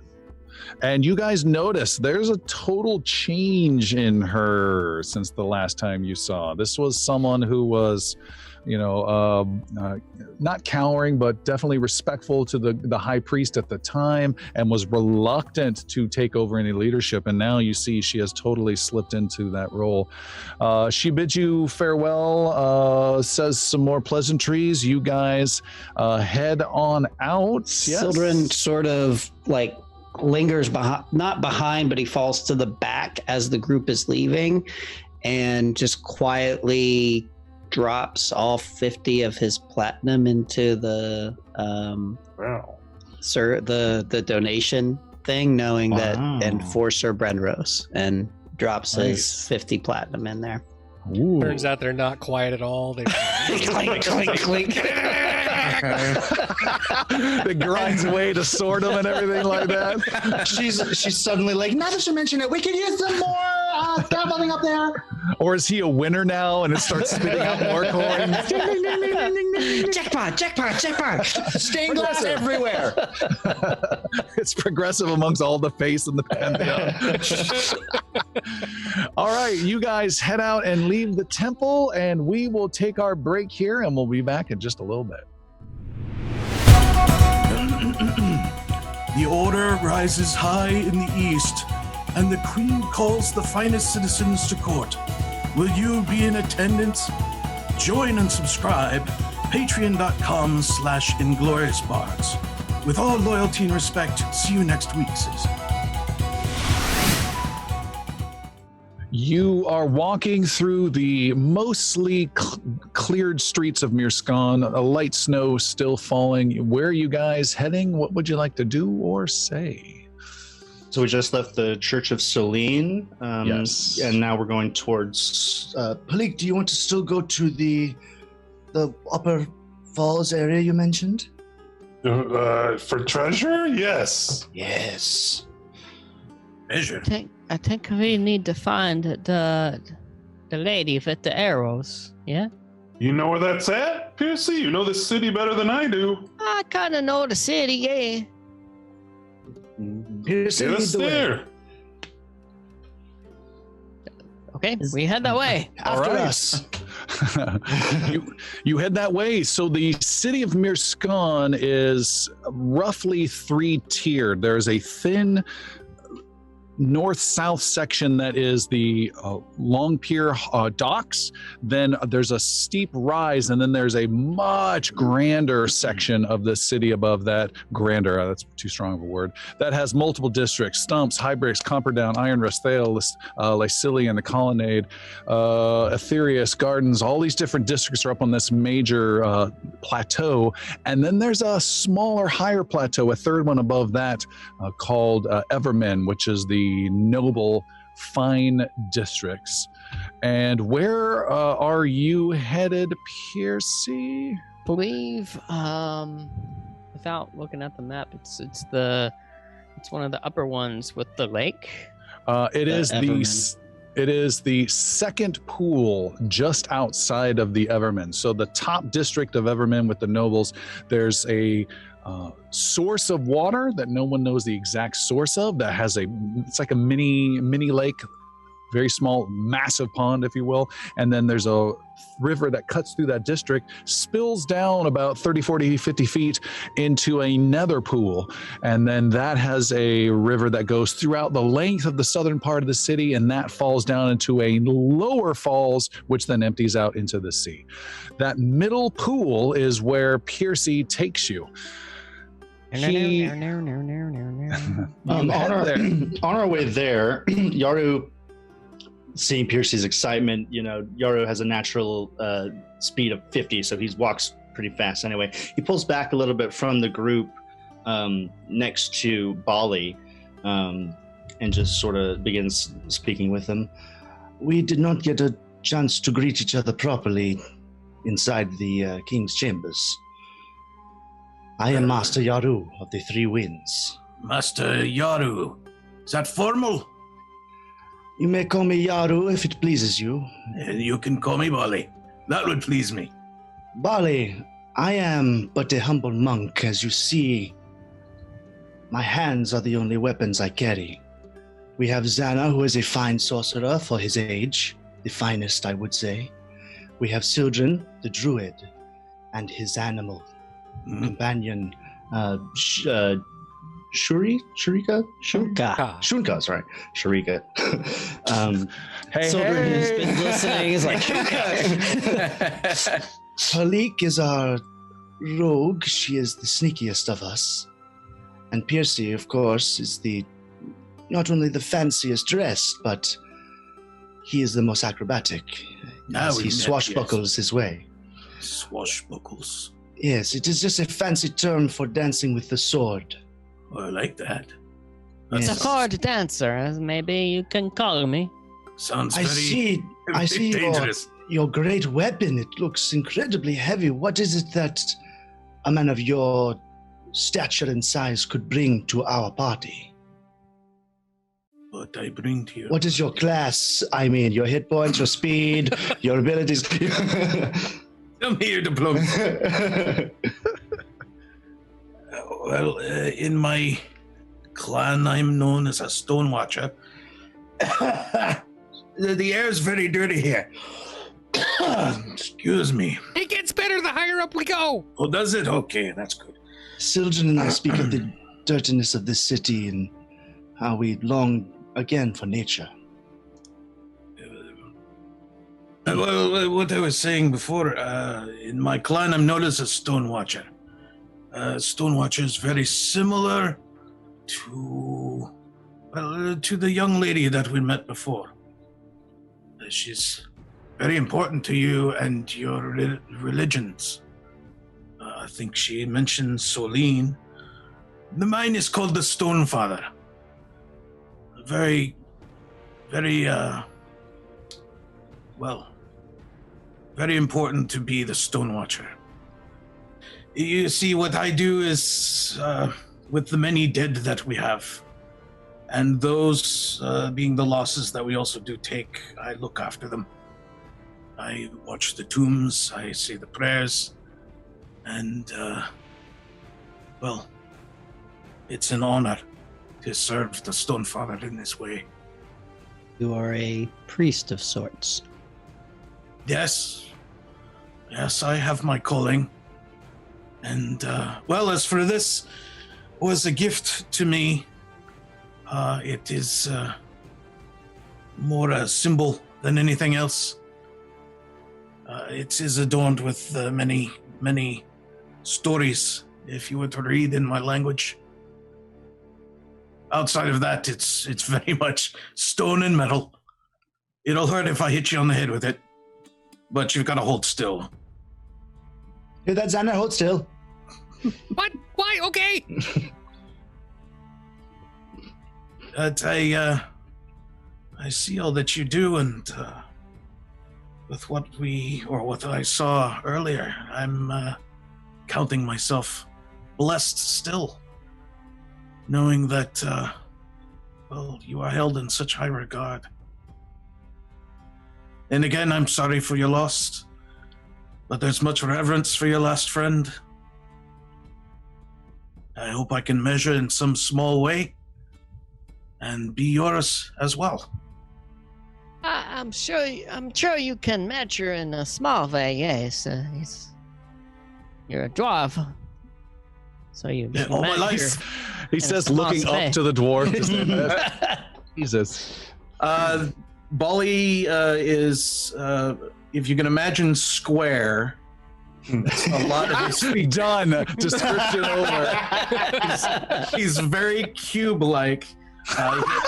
I'm picturing So a dwarf. He's the beat SpongeBob Stone Dwarf. Got it. he's squat at 5.5 feet. He's dark-haired, maybe a wisp or two of gray, nothing strong.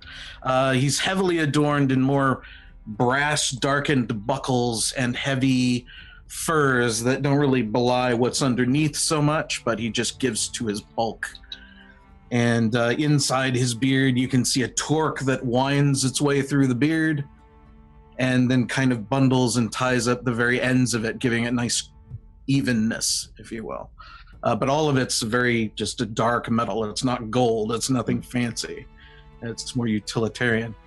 And he pretty much walks around with a heavy sack, but he's just got this squareness to him. And carrying this mallet really doesn't help that situation at all. Awesome. And sturdy.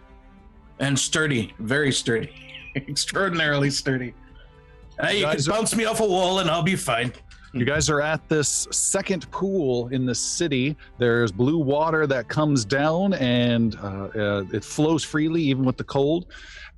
Pools around this statue in the middle. This is a very minuscule lake or very large pond in the middle of the city. Normally there would be benches filled with people enjoying the water. Here it's just cold. You're the only ones here. Some people walking by on doing their business, carrying cargo, what have you, trying to stay warm. Again, light snow falling.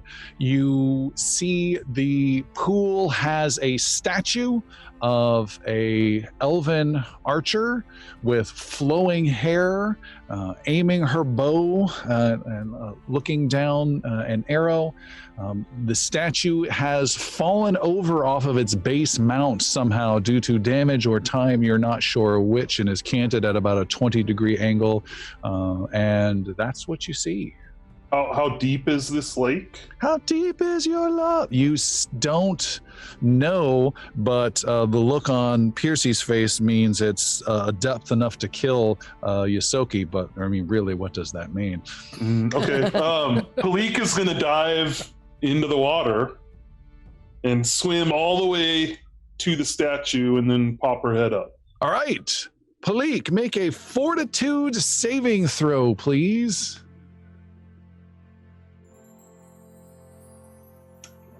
Is this our second roll of the night? Second Yeah. roll. Wow. 26. With a 26, you dive into icy cold needles of water that just take your breath away. You need to gain the exhausted one condition as you swim and struggle and finally pop up at the base of the statue, come out all wet and cold. The air just bites at you as well, but you are up at the top and clinging to legs that are angled to the side. Well, that can't feel good. There's a reason I stay out of the water. Are you okay, Blake? And I give like the okay symbol. And then I want to climb. Shivering. I want to climb up the statue and try to figure out if it was like on its base where her arrow would be pointed. Oh, okay.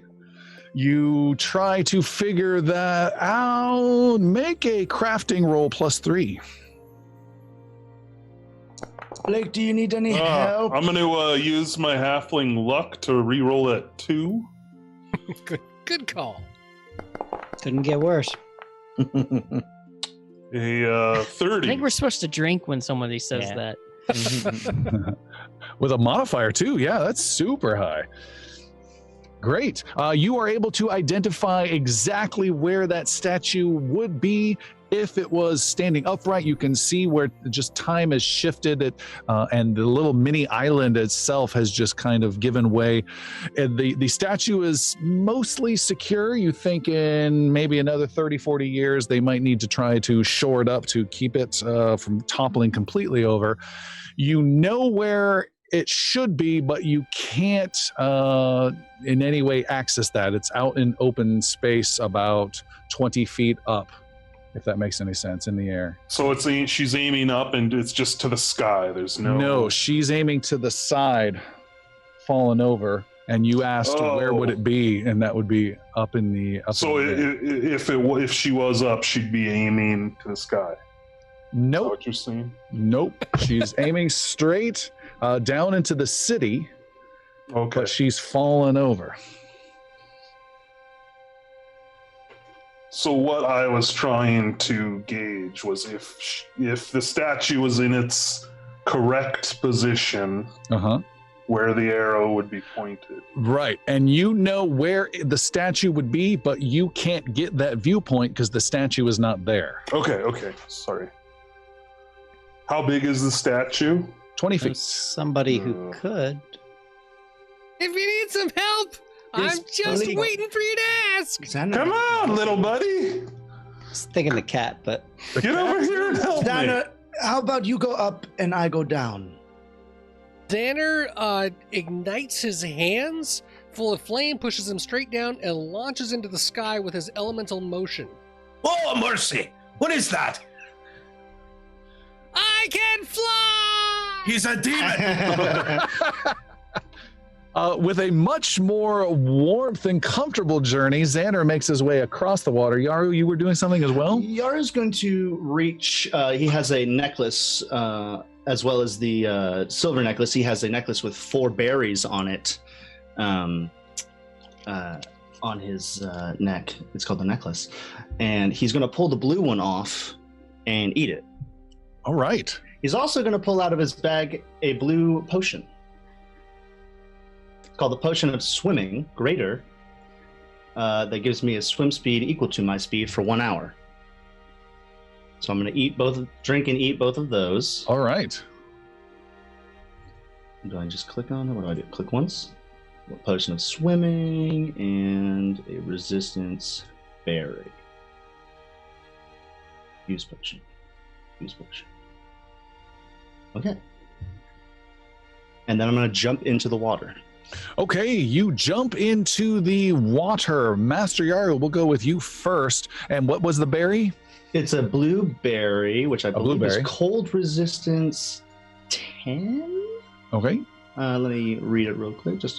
Yes, 10 against acid, cold, electricity, or fire. I've chosen cold. Okay, you dive into the water. It is not pleasant, but it's not debilitating like Palik, and you are able to swim around with much more ease, and particularly with your potion, you're gliding through the water very, very easily, not like a cat in water. And you swim around. You see both nothing of interest and several things possibly of interest. This is a slightly mossy, slimy, sometimes rocky bottom that you feel around, can sometimes see. The water is surprisingly more clear than you expected, but you don't see anything standing out unusual. The statue, just maybe a bit of an ankle, has dipped into the water when it fell to the side. What you do see that is of slight interest are roughly 200 silver coins, 40 gold coins, 7 platinum, and a small, slightly valuable gem that people have tossed into this pool over the years. I will collect all of those. All right, Master Yaru is busy for quite some time as he's scooping and scooping and scooping up the dreams of people. Meanwhile, Xander, what were you doing? Xander's gonna follow Palik's instruction, go up to where the arrow was pointing, so above the statue, to where it would have been standing, so that he can get a good sight line for where the arrow would have been pointing at. All right, you see where the tower would be and can see where she might have been pointed, and you can see that it's pointing to the High Bricks district to the west. And in particular, there is a large house. As you squint and squint, there's a large house kind of where she's pointing, and she's pointing just above, where upon that house there is a tiny ramshackle wooden tower that has been constructed on top of this house. And it's some distance away. Where is it? Go ahead. I was just saying I can't fly there from here. At least not like this. But it's way over there in the High Bricks. I see. It looks like it's gonna fall over, but there's some sort of a tower on top of a really unstable house. Okay, well, let's go. Okay. You still What's the cat doing? Is there anything under here at all other than these coins and the gem? Nope. Spending not an hour, but a good amount of time looking. Negative. Nothing? This is a pool for relaxation and wishing. Okay, no problem. I'll put those in my pocket discreetly under the ocean, under the water, I should say, and then I'll. You come out. This one is little Jimmy wanting to walk again. It's got a K and a P with a heart on it. What do you think that means? Get letters from Jimmy all the time. Palik will again dive into the water and clock her way out. All right, you come out without any further debilitation, although you are cold. And what do you guys want to do? Did you find what you were looking for? No, we think we know where it's at. Zyveron's that way. It sure is. Was Ignal in this area, or was he somewhere else? He's in this area. Do we need to talk to him? I don't think we need to. Remember, we thought Iggy was the dwarf that we needed to speak to, but I think it's actually Bali. Yeah. Who was the one that Callie and Verot was telling us about. Look, he's an ally. He had a way, only one way that he talked about, and then we found him, and he found us. Yeah, Ignal's just gonna want us to stay here. Who calls him Ignal? You're silly. You're supposed to address The handsome Hybrids. people with their whole name. Zanny.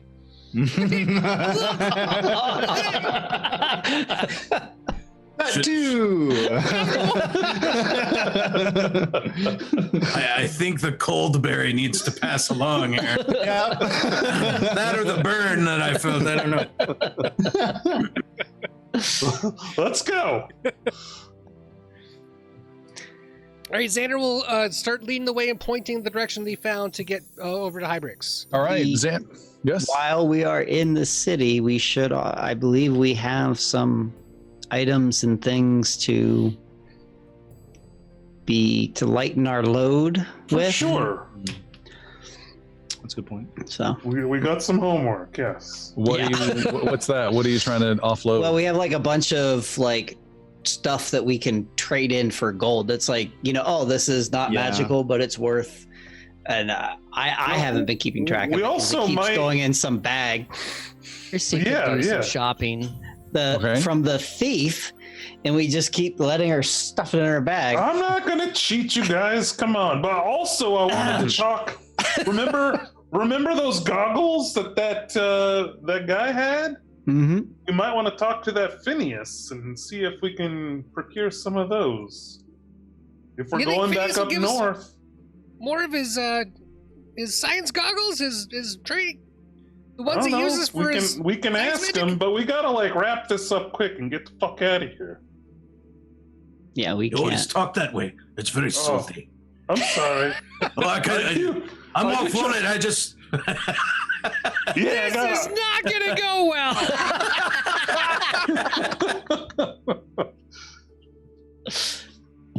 Some people call me Captain Palik. I kind of have a sailor's mouth. Okay. And that explains a lot then. But Xander leads the way, and you guys arrive at this house. It is not in a great neighborhood. The streets are narrow. The streets are not clean from the snow to make way easily. You get some strange looks from people, but people stay out of your way as you're armed, and you come up to this blocky, tall house that's about 2 stories tall and has a wooden tower that was added to it and looks like it's just been nailed there by some crappy home builder who didn't follow any of the HOA guidelines. And that's your situation right now. That looks to be a home. Palik would like to, very sneaky, very stealthy, go to the back of the house and climb up. Okay, you go to the back of the house and you start to climb. Go ahead and make an athletics roll. -3. No, don't do the minus. I'll set the DC. I'm good because it's a little cold and a little icy. 26. With a 26, you slip once, but catch yourself and make your way up. As she is climbing, someone walks down the street and gets a weird glare from the dwarf, and that person walks away. And you are able to make your way up onto the roof, Palik, unnoticed. It's a little slippery again, and you have a good view of the city, particularly down into the Long Pier area, and what you up to. Very gingerly want to approach the that wooden tower and look for a weak point and get all right. inside of it. You walk over to this tower. It is very narrow. It's almost like a bell tower. So what is that, 15 by 15? But there is no bell here. There's just boarded up windows, but the wood again looks old and ramshackle for sure. Okay, so I want to pry open or take some of the lumber off and get inside of it. All right, you take out some magically infused sword of the gods that you have on you and use it as a cheap crowbar. And I'm pretty sure I have I have a hammer or something. all right. It's the dagger. Yeah. I'm not going to use my rapier to pry open, but yeah, I'll use a dagger. You get your dagger out, you loosen some nails, and with a slight slightest bit of squeaking noises, but no thud. You catch the wood before it drops and slip inside. Here you see there is a trap door that is on the floor of this place that leads down into the building, and a quick look reveals that it has not been used in years and years and years and years. You see there are several old pairs of coats that have rotted away and been moth-eaten, and underneath those coats you see one other bit of interest, and that is a small lock box that the coats have been piled upon for a very long time. I would like to first check it for traps and then dig into it. Okay, checking it for traps. It is completely safe. You flip the latch and open it up and immediately have to make no roll as it was not trapped. Inside, you see there are several bags, and you immediately can identify the bulges inside as coins, my friend. You grab and pull these bags out. Where did it go? There it is. Oh, shoot. You pull these coins out. You heft, and with ease of guessing, you put this at a total of 265 platinum coins. Whoa! A treasure that has been left here. You do not know by whom, you do not know by why, and I cannot believe you remembered it to find it. That's crazy. Yeah, for sure. That's awesome. Okay, cool. I'll make my way back down then. Palit comes back. She seems, it's a little harder for her to get down. Her weight seems, no, it's not. You have the friggin' pouch of awesomeness. She just comes right on down. Yeah. Plops down next to you, shrugs her shoulder in defeat, and off you guys walk. Well, we're the shot. No, I got some stuff for us. That's great. Do we need to do some shopping and get out of here, right? Indeed. Something that's a little bit warmer, probably, at least. Well, you want to dress warm if we're going north. Very warm. And some food. Well, I've got my food. But we could always use more food. And beer. We need beer and food. Yeah. And chips. I hand out We have a cookie. 44 platinum pieces to everybody, including Bollywood. And Yaru's gonna like shimmy his robes and give everybody 156 gold if the math adds up to all the platinum, gold, and silver that I found. Only been with you for a day. There's more money than I've ever seen in my life. Well, you're gonna need it for traveling expenses. I think. 156. How do we add? Go to fourth tab, also- inventory, and then the coin button to the far right where your coins Also, is near the top. And you As can we're just add whatever you walking, want. Yaru's looking at this gem pretty closely that he got, and it's just like, what is this? He wants to identify it if he can. I don't know if does this allow me to use identify magic, or does someone with that skill have to be given? No, it aids you if you're able to do that. No, it doesn't Okay. give you that It ability. does do something with gems, though, doesn't it? I can like touch it to a gem, and I can speak telepathically with that person, with the owner of that object. I will to answer your question. Are you trained in crafting? No. Then you have a shiny bauble in your hand. That's all you know. Only if you had somebody who could detect magic. Well, yeah, what I'm about to say is I'm giving the monocle to Xander really quickly. More, I'm just like leaning over and letting him use it. Monocle, we did this. I know what this is. I told you what this is. Yes, but you don't know what this could be. And I show him the gem that I found. On the bottom of the pool. Xander, you have been given the gem he found at the bottom of the pool. Unfortunately, Xander cannot make use of that monocle, as that has been attuned to Yaru, and it would take you quite some time to take that power from Yaru and into yourself. It smells like you. I don't know how to get that off. I'm sorry. It's not a compliment. Tomato juice, and I don't know. But I can look at the gem by myself without your monocle. Okay. Xander, do you have crafting that's trained, Xander? Maybe. Let me confirm. Went through a lot of different things. Yes, crafting is trained. Make a crafting roll. Yeah. Well, that's not very much. It's only 33.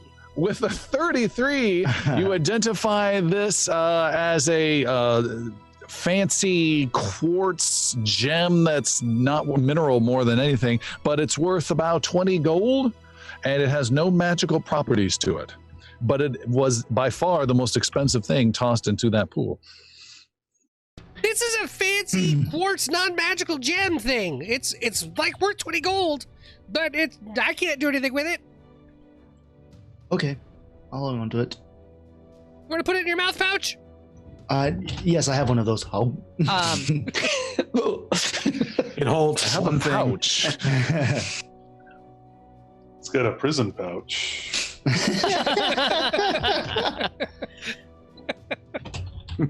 All right, what else you guys want to do?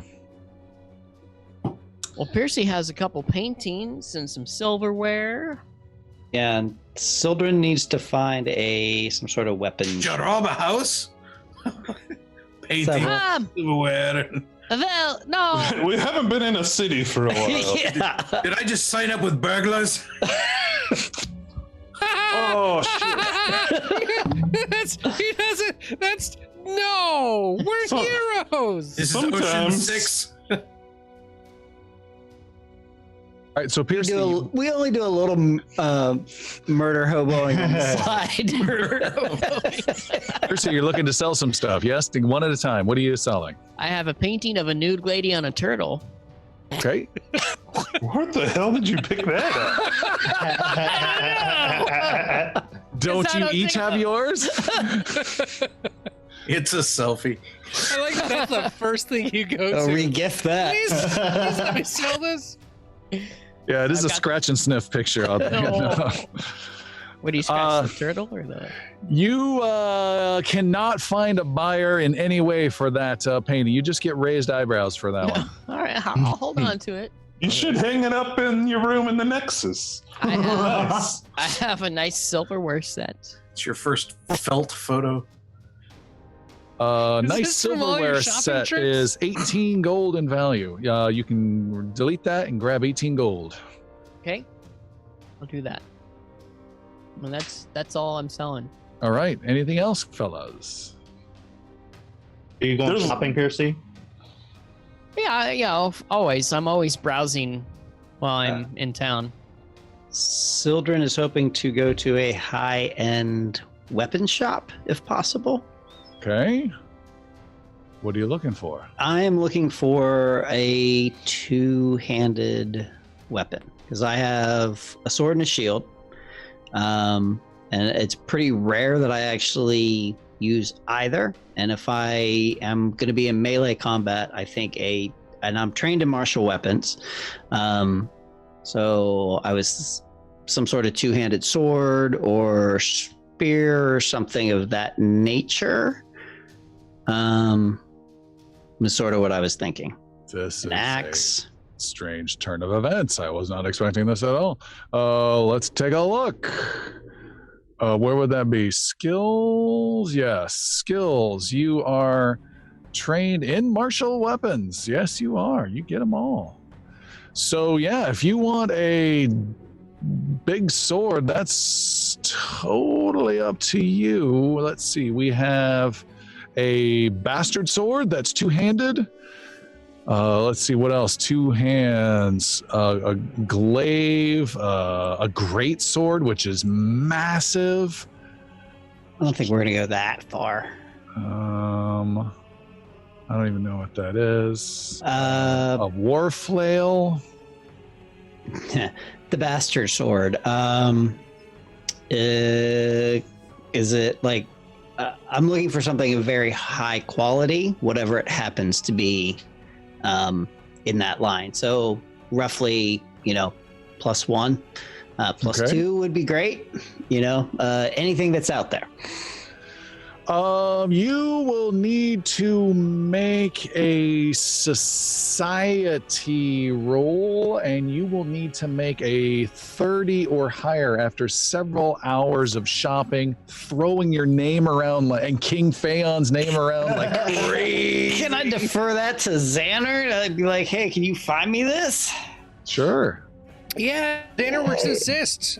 He will absolutely glad hand. I'm Xander of the Defenders, and starts going around and really looking for the weapons that he's got, and like I don't need good, I need great. You don't understand. This is for Sildren the Druid, Sildren the Druid from Azamir. Starts going through the whole thing. You need a roll? Yes, I do.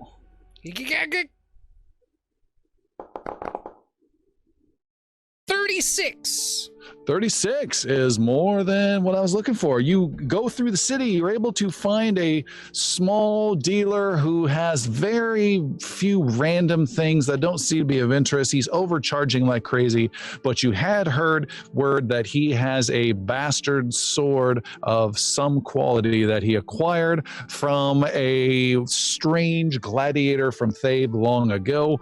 You are able to wheel and deal and find the price of said, there it is, of said sword, and it is right here, 3, 5, a total of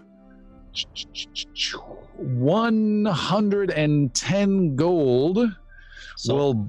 Will buy you a, what is the equivalent of a +1 striking bastard sword. Hey, Sildren, let's pay for it with this, and I give you the that big gold piece. Yeah, we the can bar. break it up. Yeah, he's gonna be pissed for making change. Trade black. All right.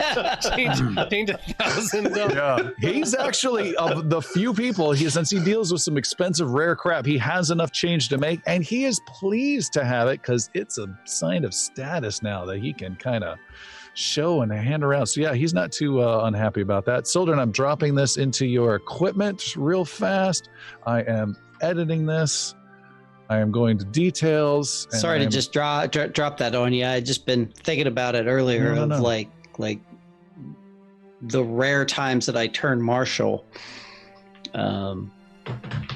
Something other than a one more particular type of specific sword. All right, it is in the. It's in your equipment. It's also in your actions. Maybe rename it to Gladiator Sword. And just so you know, if you need to, the Bastard Sword can be used one-handed, doing 1d8 damage, or it can be used two-handed for 1d12 damage. So you can swap it in and out. I'm not sure which one it innately rolls. We might have to do two different versions of it. But let's move along. Anything else you guys want to do? Following with Boli's suggestion, just bulking up on the furs just to make sure he's got himself covered for a heavy snow. All right. Let's have you guys do some, it's because it's been a long time since we've done it. Let's do some cost of living for you guys to cover this. That'll work. So you can choose primarily for you guys comfortable, fine, or extravagant. You need to do 1 month's worth, and that'll cover your food and the furs and lodging and all that crazy stuff for the next month for sure. What do you want to be? Comfortable, fine, or extravagant? 4 gold, 130 gold, or 430 gold? Comfortable. Comfortable, Yes. yeah, for Xander for sure. Comfortable. Boli goes fine. All right. 4 gold for comfortable, 130. Bali's looking fine. Was that bar worth 1,000 gold? Is that right? Yeah. So Don't forget your chain. yeah, like, are we gonna split that between us? How does that work? Yes. So it was 1,000 minus, what was the sword? 110? 110. So 990? 890. Yeah, but he gave you an 890 cube of trade that you've got to shave off. That's 178 gold each. You guys are loaded now. Yeah. Yeah, we need a magic shop to blow it all at. Yeah, so the last time this happened, we had like 2 more episodes and then we were all done. No. Just saying. No, well, actually in season 1, after we actually made money, we it sort of wrapped up the campaign. Oh. Shortly after, we got the manor house. Anyways, moving on. Yeah, Bali's a little bit more indulgent. Yeah, that's all good. I also, Palik would like to go see Phineas Tumblepot. Okay. You go to Phineas Tumblepot, the Sildrenal tinkerer. company. You I see think we're all there. his shop is closed with a metal engraved sign that says shop closed until spring. Wish me luck. FT. Good luck, Oh. Phineas. That piece of shit. We're still going in, right? No, I'm kidding. Well, we gotta judge our new party member. He's probably more likely to let us break some rules than Brendan was. Why don't you doubt watch the that. stone on the outside of this building for a minute while we go inside? Where to? Well, if we're gonna go to Iveron and we're all ready for it, I think we should go to the Nexus. We must. Oh no, we can get a boat. This. We gotta have go a see the boat. Blood Gypsy. Yes. What I was going to say. We have the boat. When we're ready. Are we ready? I would like. I'm gonna go to the Nexus real quick, and So I'm gonna weird drop. here. I'm gonna drop Brenrose's locket off there. All Yeah. right. That way, Mm-hmm. if you know something Good bad idea. happens, it'll be there forever. It'll You be put it lost in in the his room. Nexus forever. Yeah, I got to put it in his room, and if anybody needs anything else from the Nexus, I can- Palik, is your bag able to carry my other sword? Yeah, you don't want to sell it? Why didn't you trade it in? I wish to retain it for now. Do you want us to keep it in the bag, or you want me to put it with? Okay, yeah, no problem. If you're going back to the Nexus, I'll go back with you because I have some books that I think really need to stay there. Well, I'll yeah. just wait here then. You should go come back. see. You come see it. It's great. You're gonna shit your pants. So we all Maybe go back literally. to the Nexus. Just real quick, and then we'll go get on our boat and get the hell out. Okay. You guys are at the Nexus. Xander, you're dropping off books, is that right? Correct. And these are the bunch of the books you found in the fortress? And the ones in Magenor's study. So the of the end of in Illistel, the handling of Demon of True Names, and I'm going to actually keep the Primal Tome because I think we might be able to use that. Okay. And you we're guys- nowhere near Larokian, is that correct? You're not near Larock, no. Larok, okay. Larock the We're far Yeah. away, but I can always smell what Larock is cooking. Nice. Damn it. Sildren will leave the compendium of Larokian botany behind as well. All right.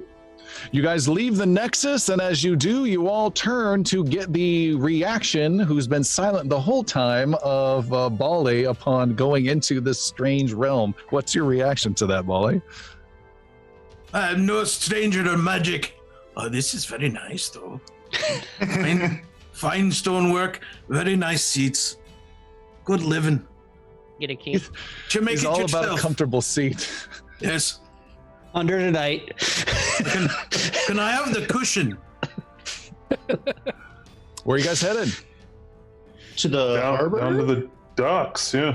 Alright. On our way there, Yaru is going to approach Sildren and ask him if he has any gems worth at least 10 gold pieces on him. I do not. I have not been carrying any of our valuables. I look at Palik. I don't have any gems. You just pulled one off of the bottom of the lake, though. Does that, I'm reading the eyepiece here, Tom, does that mean any of our equipped gems, or just that quartz that you pulled off of the bottom of the lake?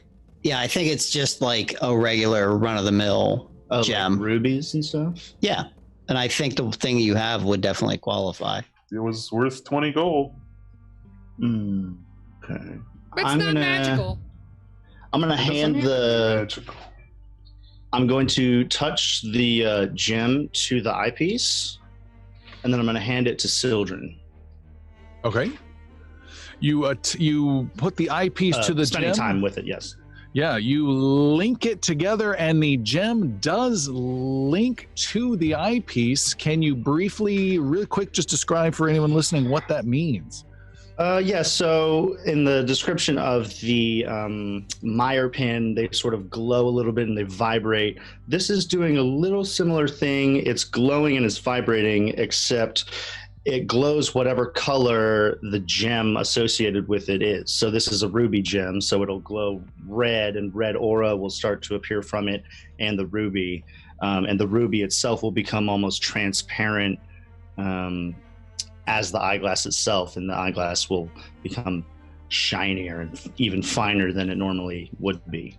Almost like it's been activated, because it has been. And do you see what the other thing sees, or do you literally just what does it do to Sildren? Yeah. You're giving it to Sildren. So I'm handing this attuned gem to Sildren, and this now gives me and Sildren, the person I'm connected with, the ability to communicate telepathically. Over any distance of any plane. No, on the same plane.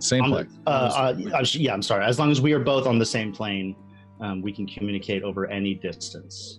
Cool. First thing I say is, I don't trust this new person that's in our group. Just a big dwarf eye appears in your lens. Sildren raises an eye and looks at Yaru and then says, "Can you read my thoughts?" It's gonna get weird.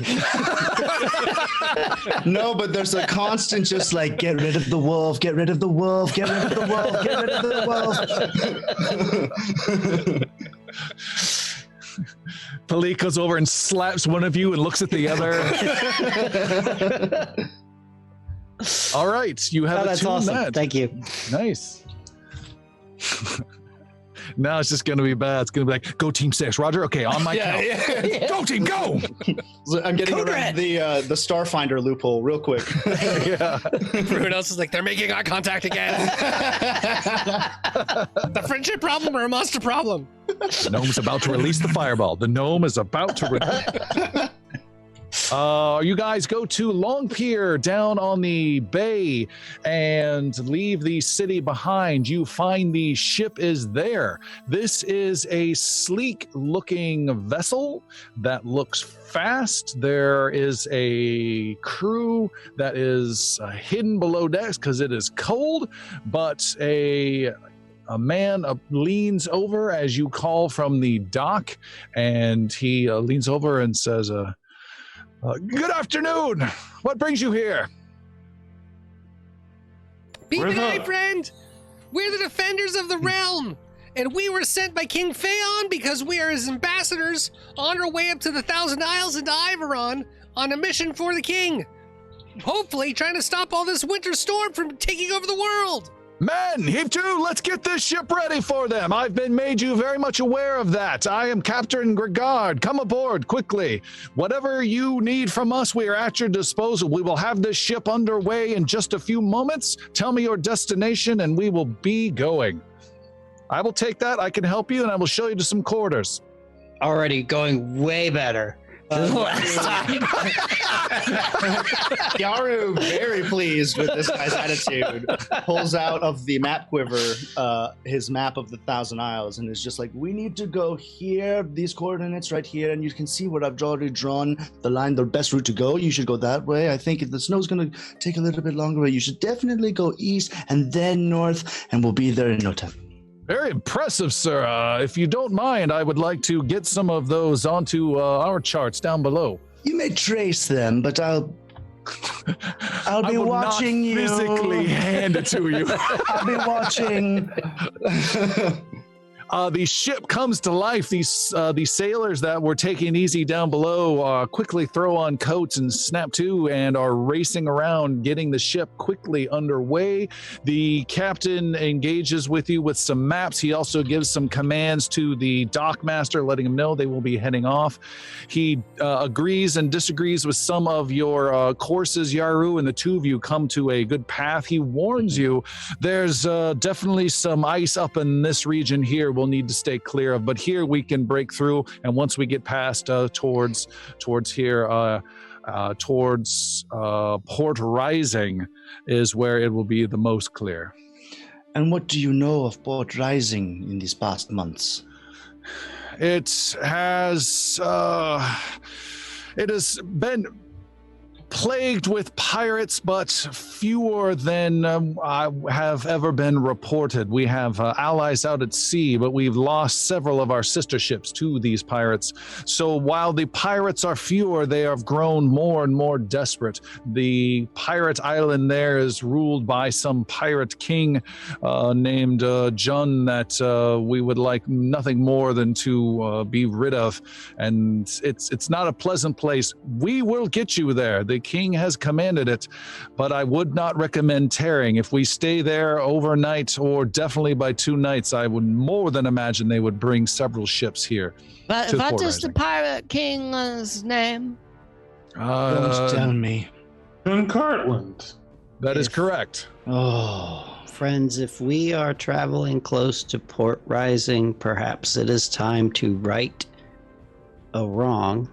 And I believe I wrongly counseled us before to leave that Minotaur in peace. It would be nice to find Koban and that old lady, too, if they're Indeed. still alive. Koban would be a noble mayor and leader of that city. But it's been a long time. Who knows? True. But Was it her intention to replace her brother? Yes, and I made a promise that I would help her. But let's get on our way. All right. The ship takes off, leaves the cold city behind, and heads out into the cold waters. You guys thought you were done with the city. You came back. Thought you were done with sailing adventures. Now you're back. So sick of being on the water. But at least you're not all like 9 of you crammed into some tiny vulnerable In the dinghy, which is now lost underneath a frozen bridge somewhere. Sadly, Still completely undestroyed, though. Yeah, totally. Your ship, the foam runner, makes its way speedily through the water and heads out to the Thousand Isles. The captain and his crew are keep to themselves. One of the crew even mentions we were told to not engage with you and leave you to your designs, and they stay clear of you. And you think Piercy, not an official order, but more of a scuttlebutt around the Long Pier district. There's some weird thing that none of them want to go into the crow's nest when you're on deck. There's something's happened. You're not sure how, because everyone there was dead involved with it, but somehow the rumor has spread. The ship races fast. You pass by some islands way off in the distance. You pass by one that was a bay with 2 half-sunken ships you dealt with months ago. You continue to sail another day or two. Yaru, you can see it's still some distance. You can't see it, but when you look at your map, you know you could plot a course to an island that would be filled with undead. It's the greatest hits of the Thousand Isles as you continue out west, where you head further out west, reaching the far western section, heading towards Port Rising. And actually, before you get there, there's yet another just a little bromance building between Captain Gregard and Yaru, and he starts talking. Oh yes, I've dealt with the great storm out there, and you don't want to and you start telling him, it's gone. We took care of it. I took care of that storm and all the Yosoki on that island. I mean, I'm telling you, there's no one who can get in our way. Amazing. I've heard great things about you, and you continue to astound. But yeah. cannot stay at this island long. I continue to tell you. We don't have many weapons. Our mission is of the most importance. We do not wish to hinder. However, we do seek more allies in this region and hope to continue building the relationships, though we are not diplomats. I speak for myself, of course. I am but a prized fighter. My companions, especially the young gnome, he is much more diligent in the ways of negotiation. But I do not trust this Minotaur, John Cartlin. What do you know of him and his men, if anything at all? I know that he can be bargained with. He likes to think of himself as a lord who can be negotiated and who is building something out here in the Isles, but I don't believe a word of it. And we've seen this. Someone who's trying to connect with our king wouldn't be taking down our king's ships. And if I ever see this man or any ship flying his flag and I have the opportunity, I will send him to the bottom as quick as I can. I've lost too many friends to his pirates. And of the... I am not sure if this is either a pirate thing or a stance of the Minotaurs themselves, but would he be one to accept a challenge by a single opponent, if called out? I don't know the man well enough to say. Very well. But I would say there's very little code with pirates. Indeed. We know it all too well. Well, I shall leave you to your planning. You guys race again. It is cold, so you stay below decks most of the time. The crew... Oh, they're more like guidelines. Damn it. Next The time. crew chisels off ice every now and again, but the ships run really well. And after some time, you hear a knock upon your group cabin, and the captain is there and says, Port Rising is off on the horizon. We should be arriving within a few hours. Very good. Thank you. You wish I did us not to get the dock? captain's name. I'm very sorry. Captain Gregard. Regard. I'm sorry. That's right. You wish us to dock at the pier as usual? We will be flying the Navaran flags, or I can fly something more of a mercantile nature, although our ship doesn't look it physically. Perhaps I don't something- expect we'll be here long, so I would say whatever makes it the easiest for you to stay safe. I'm Anyone disagree? gonna stick with the king's flag. Yeah. Percy will go up into the crow's nest.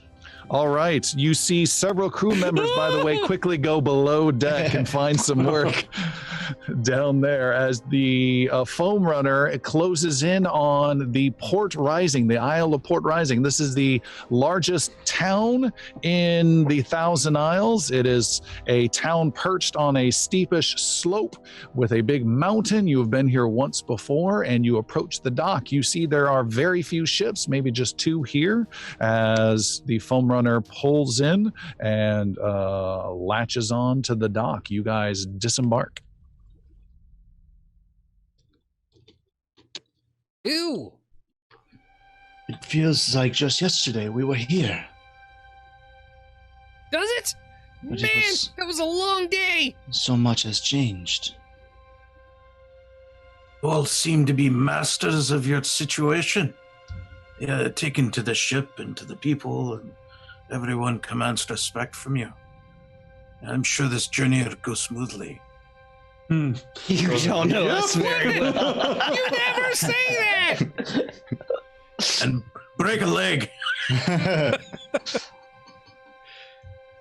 wants to lead? I'll lead. Yeah, please. Bleak. Captain. It's a little early in the morning to be party ordering. Let's I'm going through my notes here. This isn't where the blood gypsy is, though, is it? No. No, she's right over there. No. This is where John Cartlin is, where we Yep. probably should have taken him out before. We need to find. Are you talking this out loud? Yeah, we need to find Kaban. Are we here to start a war?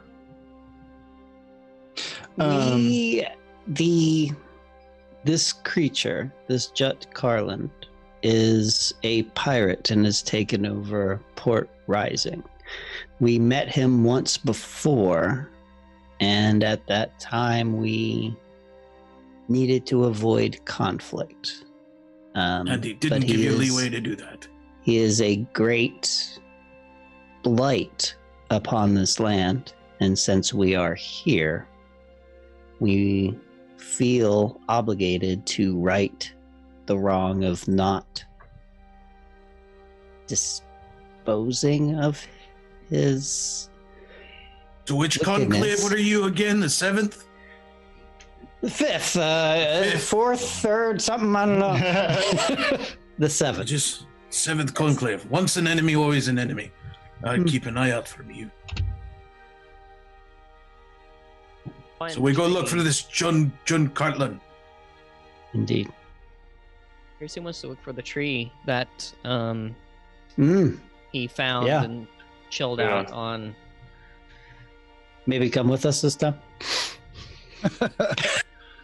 Maybe.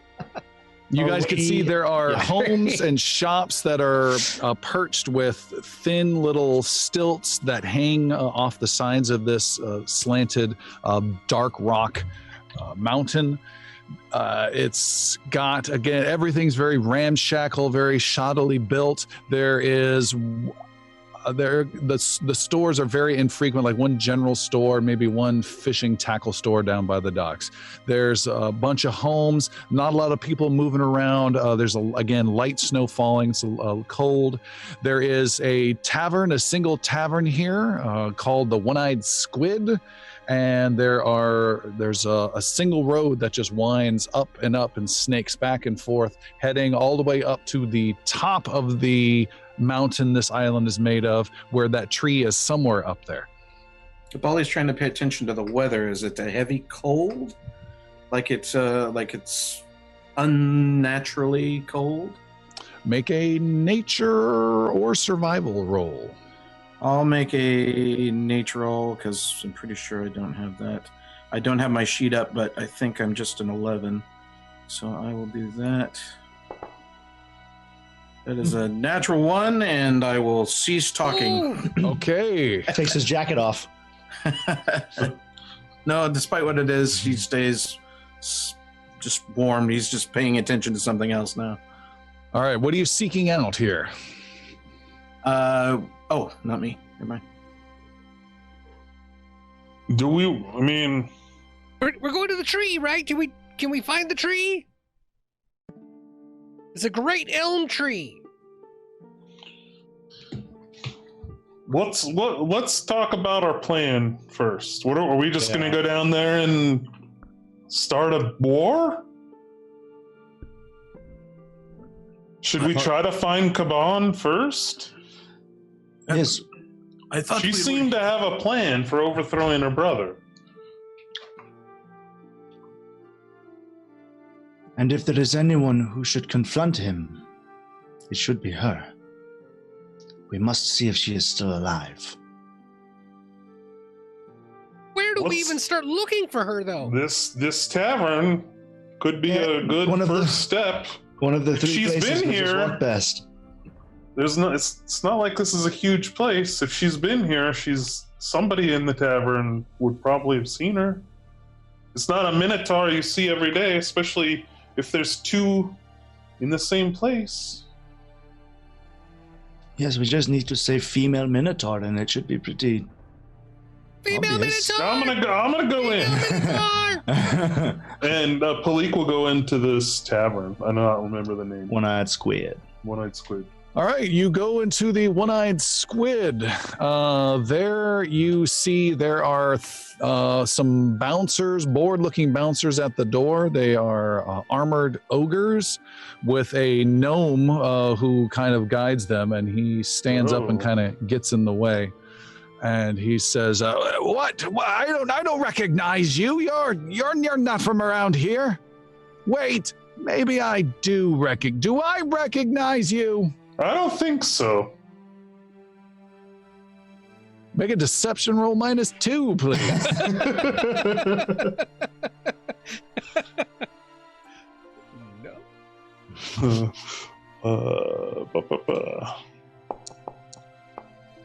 No. 29.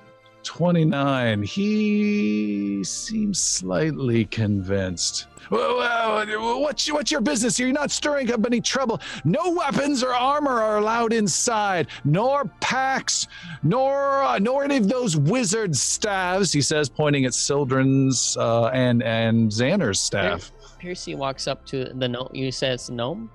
Yes. Piercy walks up to this gnome and, using quick coercion, he says, hey, we've been around here, and we know who you are, and we're not scared of you, but you also, I know you know who we are too, and we know who they are, and they know who we are, and then them over there, they know them, and they know who them, and why are you contradicting me? And dropping.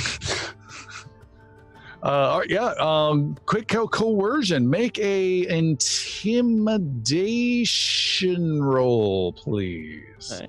He also reminded that we're here for Jabrash.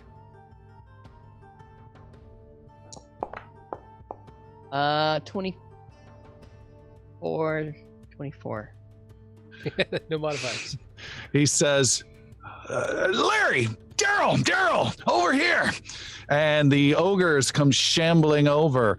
I don't take any kind of threats from a little mouse like you. Now Hey. you're banned from the store, from the tavern. You're out. I don't think I heard you. No, you heard him. It's fine. You heard him. Go. You go around. You go find. We'll take care of this. Peep and I, no friend. Okay, Piercy goes around. Piercy goes around to the back of the tavern. Outside, you're going around to the rear of the tavern. Yeah. Understand? Okay. I don't know if you remember this hair, but I'm Xander. We came here before. We hung out. We talked. We went and saw Jabrash. He got us to go into the pit fights. This is Yaru.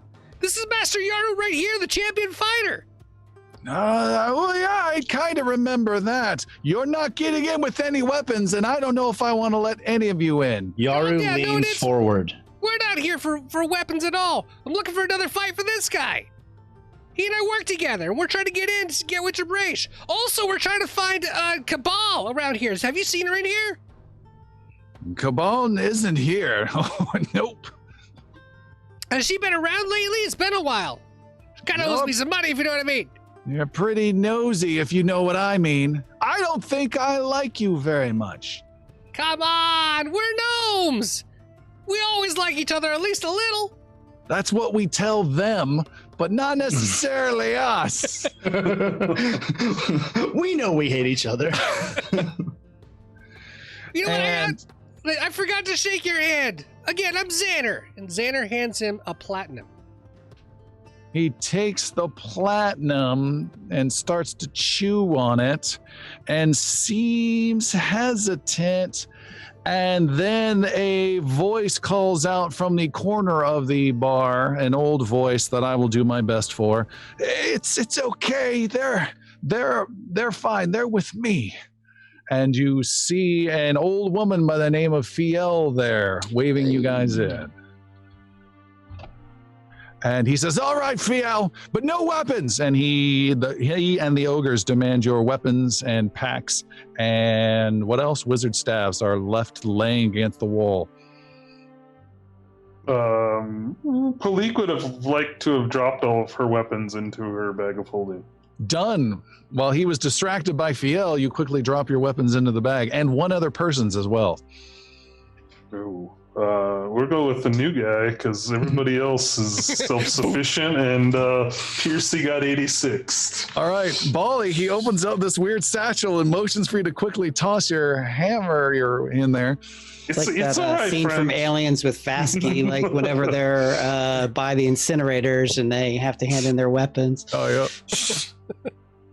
Hammer disappears in, and you guys go inside, watched by this gnome carefully. You see there is a U-shaped bar with a strange bartender with a squid-like head and a device around for breathing, and he kind of watches you. And there's a separate side area where there was some fighting going on in a grotto, but it's quiet. No one's down there right now. There's no music going on, and there's just a few other people in here. And Fiel sees you, and she has you all sit down. And it's good to see you all. I swore you were dead. You've been gone so long. It's What good happened? to see you too, friend. We were, Delayed. delayed for many, many months. It looks like you've lost one of your own, but I think that's pretty good, because I still have his magic yurt, and I didn't want to give it back. Oh, Piercy snuck in through the back yet. You have not stuck in through the back yet, no. I think that he would want you to keep it. Oh, in his honor, I will right keep about it. no, we're gonna need a magical yurt as we go to I know. Ivarot. Yeah, Yar's just. We did. we'll accept it. Theo, we did lose someone, but it wasn't our little Isoki friend. It was Sir Brenros, the old knight. The knight, he was a good man. He was the best of us. I'm sorry to hear that. Speaking of good people, where is our friend Kaban? Cabal, she has been killed or imprisoned by her brother. She made a move and committed, and I paid a price myself. She points to a gash all the way down her left arm. And thankfully, Lord John Cartlin found it fitting that my efforts were foolish of an old woman, and he didn't have me killed. But several people and myself and Cabal made an attempt to take over, and it was not to be. I didn't see her fate, but this was the price I paid. So sorry. That's terrible. We wish to end the threat of Jut Cartland, and so too then avenge Kaban. Kaban. You do? You can't. I would say that is stupid and foolish to anyone but you. I've seen what you can do before. Is there anybody you know that could aid us in this? I know of one soul. You were looking at her. I've got a little pull, and I think I might be able to come up with some sort of lie to get me access to his hidden lair. But if I don't want to go down there, if we could arrange something where you are, I don't know if you remember, there's some weird ogres that come up and they maneuver this tree around. If I can arrange this and find you and send word and have you somehow be there hidden, and then I can gain access, but then I run away and go hide on some big invulnerable dinghy I assume you've brought with you, and you can take me off this island, and when I run away you then go on down. That would be my plan. We have brought another ship but it is not the dinghy. Well, I will say a prayer for that crew then, but I would love to. I would love to come aboard if that's all right. You can, and Palik will write out a note to the captain, granting her access to the ship. All right. Captain to captain. Yeah. Mm-hmm. She says, then you can stay here, or I can meet you on your ship. Give me. How soon can you arrange us this to happen? Give me an hour. Should we go? We know where this tree is. Should we go up there and hide? Yes. Okay. No, don't do that. No, wait here or on your ship for me to send word. Very good. We will be on the ship. We do not need to linger here any longer than necessary. You don't linger longer? I don't know, Bali, is there any concern that this woman might, but you don't know her, that might betray the group? Because she seems very mysterious, maybe. Everything has been, with Bali, it has been, they know what they're doing, people respond to them, they know what they're doing, so Bali is just, if this is a friend of theirs, he's watching. Can't wait to see that dream come a-crashing down. You didn't know what you were doing? You're stirring the pot here. Damn time! I'm just waiting.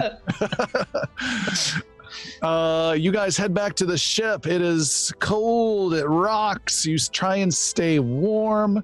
And about 45 minutes later, Fiel comes running down and says, "I've got word of some of a ship that's pulled up into harbor, and I know of a way on board, and I know all the secrets to it."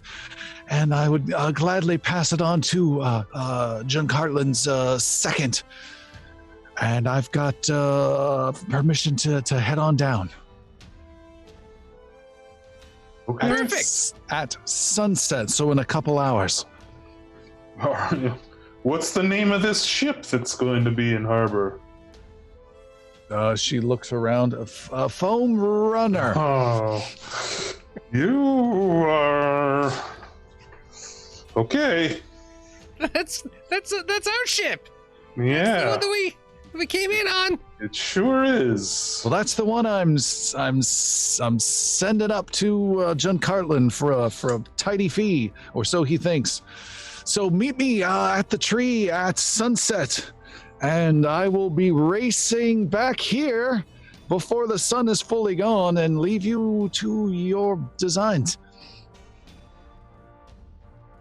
Let's warn the captain of everything. Yeah. This All right. John Cartland must have really made you all mad. I hate him so much. He's a pirate and a bad actor in every way. He is a vile. Would you allow an older dwarf to impart some wisdom your way? No. Okay. I'll be quiet then. Of course. I've got I'm my listening. macrame I can do. I just sit over here.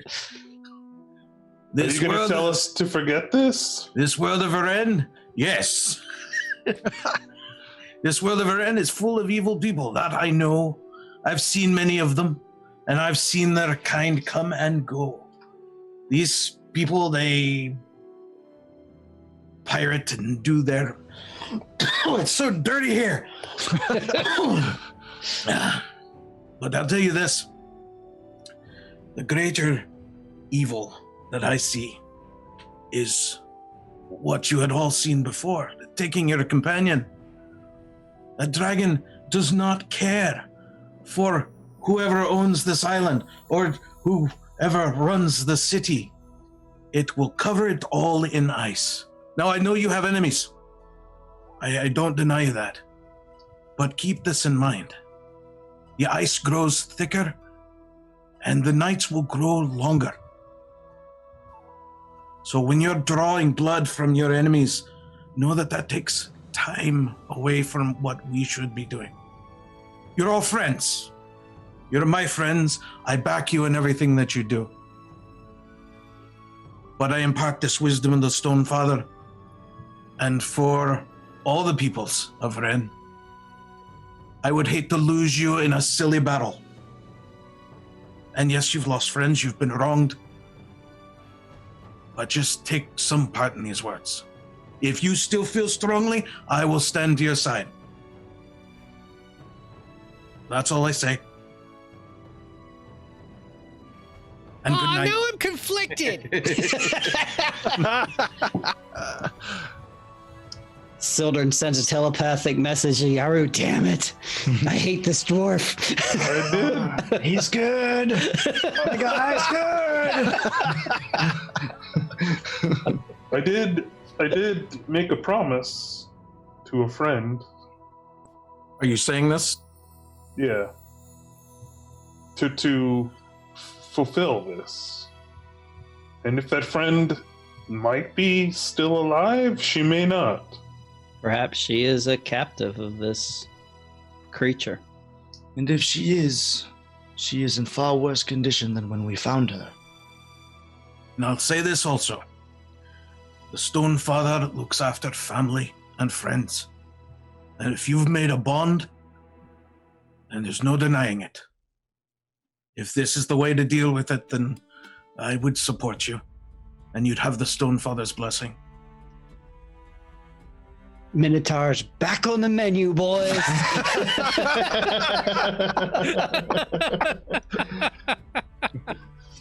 All right, it is getting towards sunset. You've let the captain know what to expect. You gear up and head up the mountain that you've got some good climbers, particularly the cat, and I think someone else has got some decent climbing as well. With some assistance, you don't take the normal route because there's only one winding way, and you climb up, use a little bit of ropes, helping each other up. Bali, what's your athletics skill at? Just so I have some idea.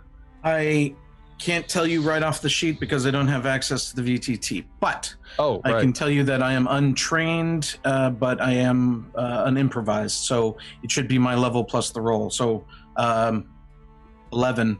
Okay. Then you're able to, with some difficulty, you're able to make it up, and you guys make it up to the top where there is this great tree that just hanging, not hanging there, but just squat and sitting there. It's very tall. It's got lots of wickery, twisting vinage that looks cold, but the snow doesn't cling to this tree at all, by the way. And you wait, and you see Fiel is standing next to the tree, looking uncomfortable and kind of looking around nervously a little bit.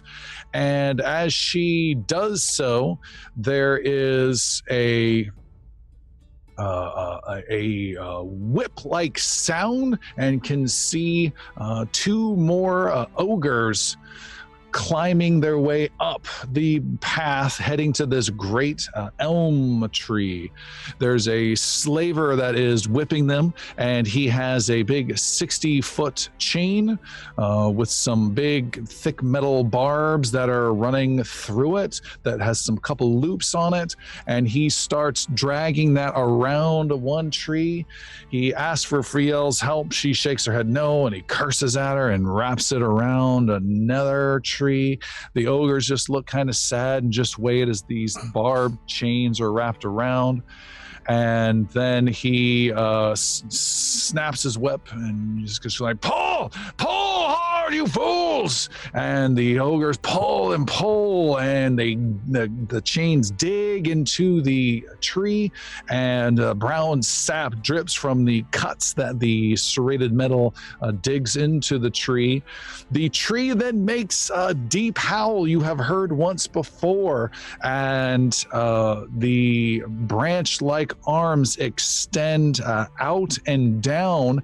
As they do so, with the slaver facing away from the tree and moving his ogres 50, 60, 70 feet to tighten even more, instead of being scooped up by these branch-like arms, Fiel just starts running away full speed as her old legs will take her and starts running down the path where the slaver just came from. Godspeed, Theo. Are the slaver, is he distracted at all by her running? No, he doesn't even see her. He's still just getting his guys to go, and the ogres are just howling annoyed. It's cold. Vital Beacon obviously has been cast before now. Okay. So, We'll wait for your signal, Palik. let's go. All right. What's Go ahead. go I think mean? it's going to take too long.